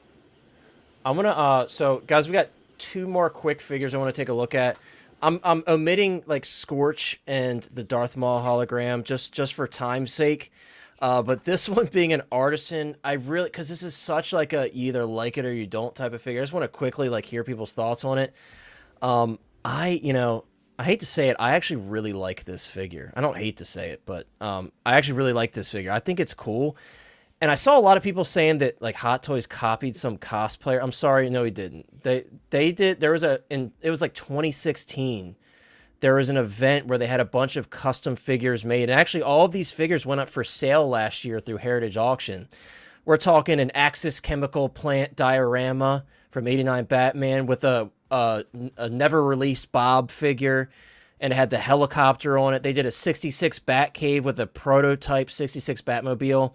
There was a Prince-inspired Batman, like all kinds of stuff. And in that lot was one of those figures created in 2016 for this event by an artist. And what does it look like? It pretty much looks like this. It's literally this. And that was in 2016. So the thing where people who aren't in this hobby are saying like that Hot Toys copied that cosplayer. No, that cosplayer clearly got inspiration from that figure because the artist who made that figure did it first. So it's just so funny that people are saying that that Hot Toys copied the cosplayer. And, respect to the cosplayer. His cosplay is amazing. Even if he did, I would be flattered by that. Oh, no, he wasn't flattered. I saw him commenting on he was not flattered, which, I get it. Sometimes when people want credit for something they worked hard on, but they didn't copy him. Again, I know a lot of people, this is going to be like a hate it or love it type of thing. Let's address the stuff we know. Yes, it's the DX-19 suit. Yes, they reused that stupid base that I never liked. Cool, we got that out of the way. I think the paint work is badass. I love that they integrated their grenade with the pulley on it into the cape. I think that's really clever. For those saying that they reused the Artisan Joker head sculpt, to an extent, yes, but the hair is a bit shortened and kind of styled a little bit differently, and then the makeup on the face is slightly different as well. So it's not 100% like a plug and play. They made some minor adjustments to it. Is it an essential figure for your collection? No, but imagine when you walk into a room, something like this is going to draw your eyes so quickly. These vibrant, like crazy colors. Especially like my idea is to have this with like the WB100 Batman. I finally have a companion piece for that. Somebody vandalized your figure. Right, like an alternate universe where That's what like the bat suits got like vandalized or something, Like I think it's cool, and that's all I really have to say about it. I think it's awesome. I want it. I really dig this, and I know if it's like a love it or hate it type of thing. I think this is badass. So I love the colors, and I love the concept too, because the Joker is an asshole and he's always trying to mess with Batman. So this is a believable concept to me. So I think it's cool. I wish that it came with both a masked cowl and an that would be cool. headless cowl. For a couple reasons. One, it would look great to have Joker's smile in that cowl, in the opening there, and his hair maybe sticking out from the back. It would just be a really cool take on it. And also, like, I'm trying to build a bat cave Batman armory. So this would look cool with an empty cowl, like the Joker got in the Batcave and vandalized his stuff. I don't know. Just wish it had a cowl. That's my only thing. But yeah, imagine it was like a cowl and the cowl was like partially damaged. You could see like little pieces of his hair sticking through or something. Yeah. Like, just something dumb like that. Like it would have been a nice touch. But as it stands, like it's not something I need, and I do have the WB100. Real quick, I mean, we're ending out shortly, but Dan has to bounce. Dan is an absolute trooper because I could tell that he's tired, and he's in a time zone where this is like early morning for him. So Dan, we appreciate you, bro, hanging out with us. It was great to have you on. Thank you so much for sticking it out with us. I know this was a much longer stream than it usually is for us, but we just had so much stuff this week. So, Dan, from the bottom of my heart, my friend, thank you for coming on. It was an absolute pleasure. Yeah, guys, nice to meet you, Dan. Thank you, guys. Guys, in the description, there is a Likewise. link to Dan's channel, so definitely check him out. He does shorts and stuff. He's getting his stuff going. But, Dan, once again, thank you so much, my friend. And I hope you have a good sleep because I know you're super tired now. Nice to meet you. Appreciate you. All right, take care, bro. Have a good one. Nice to meet you guys. Take care. You as well. Take care. Hey, man. You too, man. Make good choices. Yes, it is very late for him. You guys are right. Dude, he heard you. He heard you talking about liking this figure, and he's like, I gotta go. He's like, yeah. On that note, I'm out of here. But yeah, that's true, Gio. That's very true. Like the timing, you know, people who wanted this maybe that's are a like, good point. actually, We're- never we're mind. with all drowning, this new man. stuff. Like yeah, pre-orders in the next week or something. that's, Not yeah. including whatever the hell later this week they might tell us from Deadpool and Wolverine. There could be, who knows, they could, other than that one Wolverine, there could be another Deadpool or whatever, like on Friday or Saturday, that they could just tomahawk at us. You know, That's as very well. true. Hey, That's and very listen, true. man, when they came out with this, that's why I was just like, it's not for me, because then a week later you see all the heat they're dropping for us. So Yeah. like, if they want to do this type of variant for like an Artisan, like limited Right, release, satisfy I'm okay with those that. who want it, Yeah. and then you got stuff for everybody. Yeah, So they yeah, made for it for sure. 3,000. So Right. it's a limited. It's a limited number. I think. I don't know. For me, now this is purely because the Star Wars guy. I would have said, like, for the desire for a crosshair and how much that boy like sells for right now, the easy thing, which also could be an easy pass for some people, maybe not quite as much of this, like an Imperial Commando crosshair. Just reuse the head sculpt without the toothpick. Do his black armor. Boom. That to me feels like a little bit more like a Hot Toys exclusive for this. It Hey, could look, happen we're- eventually. You know, I think right now they're probably focused on other things. They're probably, you know, for the most part. I know we got Scorch from the Bad Batch, but I have a feeling that maybe the Bad Batch line is about to be done for now. Not that they would never revisit it, but it's probably for now. It's probably done. I would imagine. Ooh, I wouldn't be wee. surprised though if we got just the plain white commando. Just like that I would love that. that would make sense. Yeah, because that's an You know, easy maybe thing for them to do. some of Yeah. Those troopers too. So This looks Got- cool. I want to. This is our final topic of the night, by the way, guys. Just wanted to take. I like how we start off. Lane's like, hee hee hee.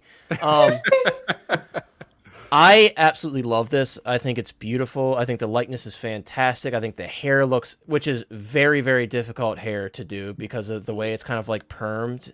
This looks fantastic. Would this have been my first choice of outfit? No, but this is your opportunity to get like a really high quality Michael Jackson figure if you're a big fan, like a lot of us are. This is really cool. And now, yeah, I know, Kenny, the release date is TBD. That's what we're going to say because obviously, yeah, all the jokes aside, guys, we're just looking at the quality of the figure. Trust me, I know. InArt needs to get their shit together when it comes to releasing stuff. We'll get that out, and now we'll talk about the figure. What's very interesting about this one, and I'm actually personally not mad about it, they actually completely ditched the big stage diorama with the LED lights and everything. That has been scrapped. Yep, that has been the scrapped. price of that would have probably been ridiculously high. So the reason I'm happy about that is, one, you save a lot of money, and number two, the space required for that giant base would have been absolutely mad. So I'm actually not mad about that personally. Again, I think he looks absolutely fantastic. The lightness is actually very good. And again, this hair is not easy. The way it has that kind of like permed up look. I think this is cool. This goes up for pre-order, guys. I think someone said 10 p.m. Worldwide. Sorry, what? Worldwide. So you Worldwide, can yeah. order So that, this. yeah, exactly. Yes, this is a This worldwide not license. done- this is, you can get it directly from InArt. Right, so you can either Yeah, get this just through like like the all of Queen it. Studios website, or Yeah. you can get it. Yeah, or you could get it from 1/6 Kit. So, guys, I will share the link on the Facebook group, of course, Yeah. when it goes live. So but this think is only the they'll second show time this? you could do this. Do you think they'll show this off in San Diego? I think absolutely, yeah. I think this Yeah. will be there as being their newest pre-order right before they go there. I think so. I like they this gonna be figure, there? but I will admit, Yeah. like for Michael Jackson, for me, it would be Smooth Criminal with him in like kind of the gangster outfit. Would be Yeah, probably my I mean, preference. Yeah, Or this is not the Thriller. most iconic for. Yeah, like Thriller, Bad. Yeah. like Billie there's a Jean. lot. Thriller. Bro, A there's Billie lot of Jean. his, a lot of his music video looks and stuff, or I'll put it- Billie Jean with the glove. I'll put it All- this way. There's a lot of things they could do, like iconic wise for MJ, but considering the fact this is probably now the best 1/6 scale MJ you can get, I'm not gonna pass on it just because it's not the version that I want. Yeah. So, Right, and they're doing the Pepsi commercial version, but it's like I think this is a better look, and like yeah. Dude, look at that. Dude. That is insane, man. yeah, Like- the like hair that the was- hair is insane. The Like I told details you, bro, on the like jacket. he was on tour for this look, bro, and I sent you the video. Like Yeah. people, he didn't even say anything. He just popped up and stood there, and people were fainting, bro. They had to be like Yeah. ambulance out. Like that's Getting how carried I out. Like, just does it loves- like, dude, like I know, man. come on As a now, kid, that's I so had the freaking red cool. jacket and everything. I mean, it was totally Dude, what's normal so- to be obsessed with Michael Jackson. Right. Yeah, dude. And what's so cool about this is where I really think that, like, you see what Hot Toys can do at any moment. You know, with the Star Wars license, whatever, they could just drop 6, just 10 out of 10 pre-orders. Right. This is what other companies. This is what Caustic Plastic I was talking about earlier with like the Bloodsport figure. Like this is like at a way higher scale. Like this is going to appeal to people. Like y'all were talking about earlier, like with that Vader. This is going to appeal to Michael Right, just Jackson fans of collectors. Michael Jackson, Yeah. right? They're gonna see this and be like, "Oh shit, I want that. I don't care how much it Yeah, is." It's like and that this with. is the. Yeah, go ahead. I was just gonna say it's like that with Disney people too. Like they don't Yes. care if it's something they collect or not; they'll buy it. If it's something Yeah. that caters to them and their niche, they'll buy it. So yeah, I can absolutely see Michael Jackson fans jumping on this who don't even collect 6 scale figures because it's that good, and it's like Chris said, this is without seeing it in hand and seeing the final product as of right now in terms of the prototype form. This is definitely Like- the best 1/6 scale Michael Jackson for sure. Like I usually don't get emotional over celebrities, but when he passed, I cried. Like so, this is definitely coming home. Yeah, it's like a piece of it's like a time capsule piece too, which I like because it's we've seen the Kurt Cobain, I believe that's Blitzway. Correct me if I'm wrong. the beautiful Jimi Blitzway, Hendrix. beautiful figure. Yeah, that, I that think Kurt we're- Cobain is nuts, man. Yeah, I think we're getting like Elvis from Iconic and stuff. So like 2 versions of Elvis, and then I got the third Yeah. party Prince as well. Like, there's a lot of musicians right now coming out. So it's Yeah, I just got really Elvis cool, man. coming It's too, whenever that as much as we all love the Star Wars, Marvel, DC, all that stuff. Like I love seeing this type of release, man, because this just opens up a whole new like corner of collecting. And this reminds me of a piece you would see like when you're growing up, you'd see this in like somebody's house and be like astonished by it, Yeah, that would be cool. Right. No, I totally Or agree. no, Like, to go with Kurt Cobain, if we could get the Weird Al from Smells Like Nirvana, where he's done up to look like Kurt Cobain, because they literally used the same place they filmed Smells I Like have Teen one Spirit. wish list musician figure, and it's Johnny Cash. That's what I want. That'd be cool. I would That'd be cool. like. What about MJ from the Thriller? Slash video? would be cool too. That dude. That would be sick. I lied. I don't want to say one because other versions of MJ like that I would take as well. But Slash would be also. I would buy a Slash as well. That'd be. Yeah, I'd sick. love to get a Prince. I know they have Prince statues. Do they have a 6 scale figure? of They Prince do. yet? So I actually have the Purple Rain from So Toys. They did a Purple Rain version, and it's actually really good. Apart from the weird QC issues it has, but they're also doing the Super Bowl performance that as one. well. They're doing that version. Well, dude, that's what I was Ooh, gonna that say. would be You could cool. start Yeah, having Rain. like iconic moment figure releases, like Yeah. Michael Jackson Super Bowl halftime show. Michael Jackson Thriller video. Like that would be a cool concept that I feel like with this release almost alludes to that a little bit. So I Yeah. definitely don't think this will be the last Ooh. MJ figure we Daft Punk would get. be sick. I want Bubbles. Yeah. I want Bubbles like on his shoulder pulling his eyeball out. Yeah. No, yeah. Someone would go back. Mix I- C3PO. Yeah, right. I wish someone would just go back and do like speaking with Daft Punk, like just do a Tron Legacy line so we could get like all the main characters and stuff, Clue and Yeah. Best of luck to you on everybody. that, Lane. Yeah. Well, that's like the pipe dream. I really hope that they do new stuff for the new film. I think they will, but Hilarious. I finally got my my Sam Flynn on the Yeah, light I know cycle that's and what my I was Kevin thinking Flynn. of, and I'm just like, can we just get like an entire line with Blue and all those guys? That would be This is great. phenomenal work, though, man. This prototype, Yeah. this is phenomenal stuff. That hair, like the difficulty of doing that, the different accessories, the sunglasses not looking goofy. It looks like I just know. amazing. And this is, and Chris was saying, he just walked out and people are losing their minds. This is the stance he was in. He just comes out and he's just standing there, and these people. And then when he Well, dude- removed the glasses, and then people were still feigning, like And That's he kind of didn't like even how have when to Mike speak gets or on sing. stream. It's the same thing. It's That's that true. same presence, you know? That is very true with the custom battle damage mask. I've kind of felt the same way when I saw him come out with that. Imagine Billie Jean with the light up. Yeah, dude. I don't know. I wouldn't put too much faith in the display bases though, because they're like, oh, you liked that jam stage version with all the lights and everything. Well, you're not getting it. Again, I don't have any issue with it personally because that saves me money and space. I think this guy will probably come in a bit cheaper than a lot of the other in-art announcements. At least that's what I'm hoping.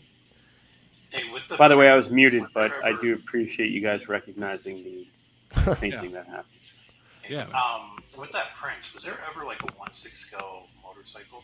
They didn't do the motorcycle, no. I mean, I'm sure There's somebody a statue like that. Yeah, there is a statue with him on the motorcycle. Yeah, I've seen that. Okay. I think PCS did it, didn't they? And that is true. 1/6 Star Wars Pimpazoid makes a good point. What's to stop Hot Toys with the games they're playing right now within art? What's to stop them to be like, oh, you guys like Michael Jackson, huh? And then just That's a great point, man. Because I could have sworn I saw when he mentioned Thriller, I was like, dude, for some reason I feel like I've seen that. And I guess that's one of their first ones, right? That they made. Yeah. So that here Hot Toys comes in 6 months, just like, hey, here's Thriller and like Smooth Criminal. We got see Michael Jackson from the Free Willy soundtrack. That's what Right. we have. Let's go. And we got Prince from the Batman '89 soundtrack. Yeah. Oh, yeah. From his music video or something. With Right. Michael Joker Jackson's face. popular everywhere. Like, All over the world, in Yeah. every crevice of the world, it doesn't Yeah, matter. that's what like Connor was saying, man. This appeals to a whole different level of collecting. Like it's not just 6 scale or toy collect. Like this is like pop culture collectors, like Michael Jackson fan collectors. It's cool, man. This is a cool announcement. Yeah. I'd like a Corey Feldman. Oh I yeah, think doing a The Thriller, knockoff Michael Jackson. Yeah. You've seen those. You've seen those Dude, performances. don't even. I love Corey Feldman as an actor, a young actor, but dude, he's Oh my no. god. Man, I think doing the Thriller and then having the Ghoul Yeah. one That would also. be, yeah, that would be man, if we're badass. just gonna start Hell doing yeah. what's this scale going back from different years, give me a like Al Bundy from Married with Children, please. Yeah, that I'm would not be with cool. you. But not with you I'm on a big that. like fan of like Halloween and stuff, and that would Yeah. really like Same. having because he's got like 4 looks in that, right? Like the boyfriend look, he's got the ghoul, the wolfman, and then even just the yellow eyes. Now, So, did like, one of y'all there's a lot did one of you y'all say about y'all said something about the Prince halftime? Somebody's doing a Prince halftime figure. Yeah. So-So's doing the halftime version, yeah. See, that's cool, man. That's like when you look at it, like we look at this stuff and remember the movie and we remember all the memories that come with it. But seeing like a pop cultural event that we're all in front of the TV for, which is very rare now because of you just have so many options that not everybody's watching something at the same time, like a Super Bowl halftime. Yeah. That appeals to me as a collector, like seeing that on the shelf and thinking about that, like so that's Yeah, cool. it's really cool. I'm glad to see that musician figures are because for years it was like only like McFarlane, I think, that did musician figures, and like everybody was like so obsessed with them because they were the only ones committed to doing it. That's They were why, basically like, statues. I took Elvis's, like, what they did with Elvis. I took the Jailhouse Rock version. But what I really wanted was his 68 comeback special version, like with the Mhm. leather jacket and stuff. That's the version I want. Yeah. You know what's funny is what Pedro Lopez just said about the summer '89 for the Batman soundtrack. Yeah, put Pedro back up. I actually went. I was 10 years old and saw Prince doing the whole dance and everything, and my grandparents were with me. And this is back east, and they were furious where the men are crawling on the stage, and this part of the song where they turn around, they're looking up the girls' skirts and everything. My grandparents were pissed, like, who do we talk to, blah, blah, blah. And the guy there's like, you brought your grandchildren to a Prince concert?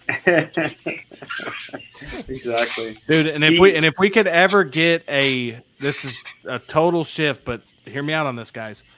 Carson Daly TRL figure. Let's get that out in the open. Let's just see what the market says. Let's let the market decide on that one. Carson. That would be Dude, I don't know. I like the Janet Jackson. No, that's but definitely nothing this you're song getting. it comes with a little piece that rips off. TRL. Oh my god. Well, I forget remember that. what was it. I was on that show. What was the NSYNC guy who was with there? Oh, Justin Timberlake. Yeah, he Justin exposed. Timberlake. He ripped the top of. Yeah. No, I remember. I outfit just off, yeah. remembered it. I think I was remembering. I think you're thinking of Chris Kirkpatrick. Chris. Man, that fell flat. Nobody loves it. Sync, huh? Okay. Well, I was just looking at your face and I was like, Apparently, No, they don't. They don't. Yeah, guys, that is going to wrap it up, though. We are just shy of 3 hours. Thank you, everybody in the Jeez. chat and everybody on the panel for hanging out, because this is not... We usually are like a 2-hour stream at that, so what an absolutely amazing stream. An awesome this is cutting panel. stuff short, too. I know, yeah. This was with cutting out poor Scorch and the Nightlight Darth Maul, as people are calling it. Right. But I think you guys, there's enough said about that. I just wanted to touch on that Artisan Joker because I thought it was, something different, but... Very different. Thank you everybody for hanging out with us tonight. Everybody who became a channel member, everybody who liked. If you haven't already, guys, please consider subscribing to the channel and dropping a like. Also, all of the links are in the description for Thrawn's office on Instagram, which is Mike here.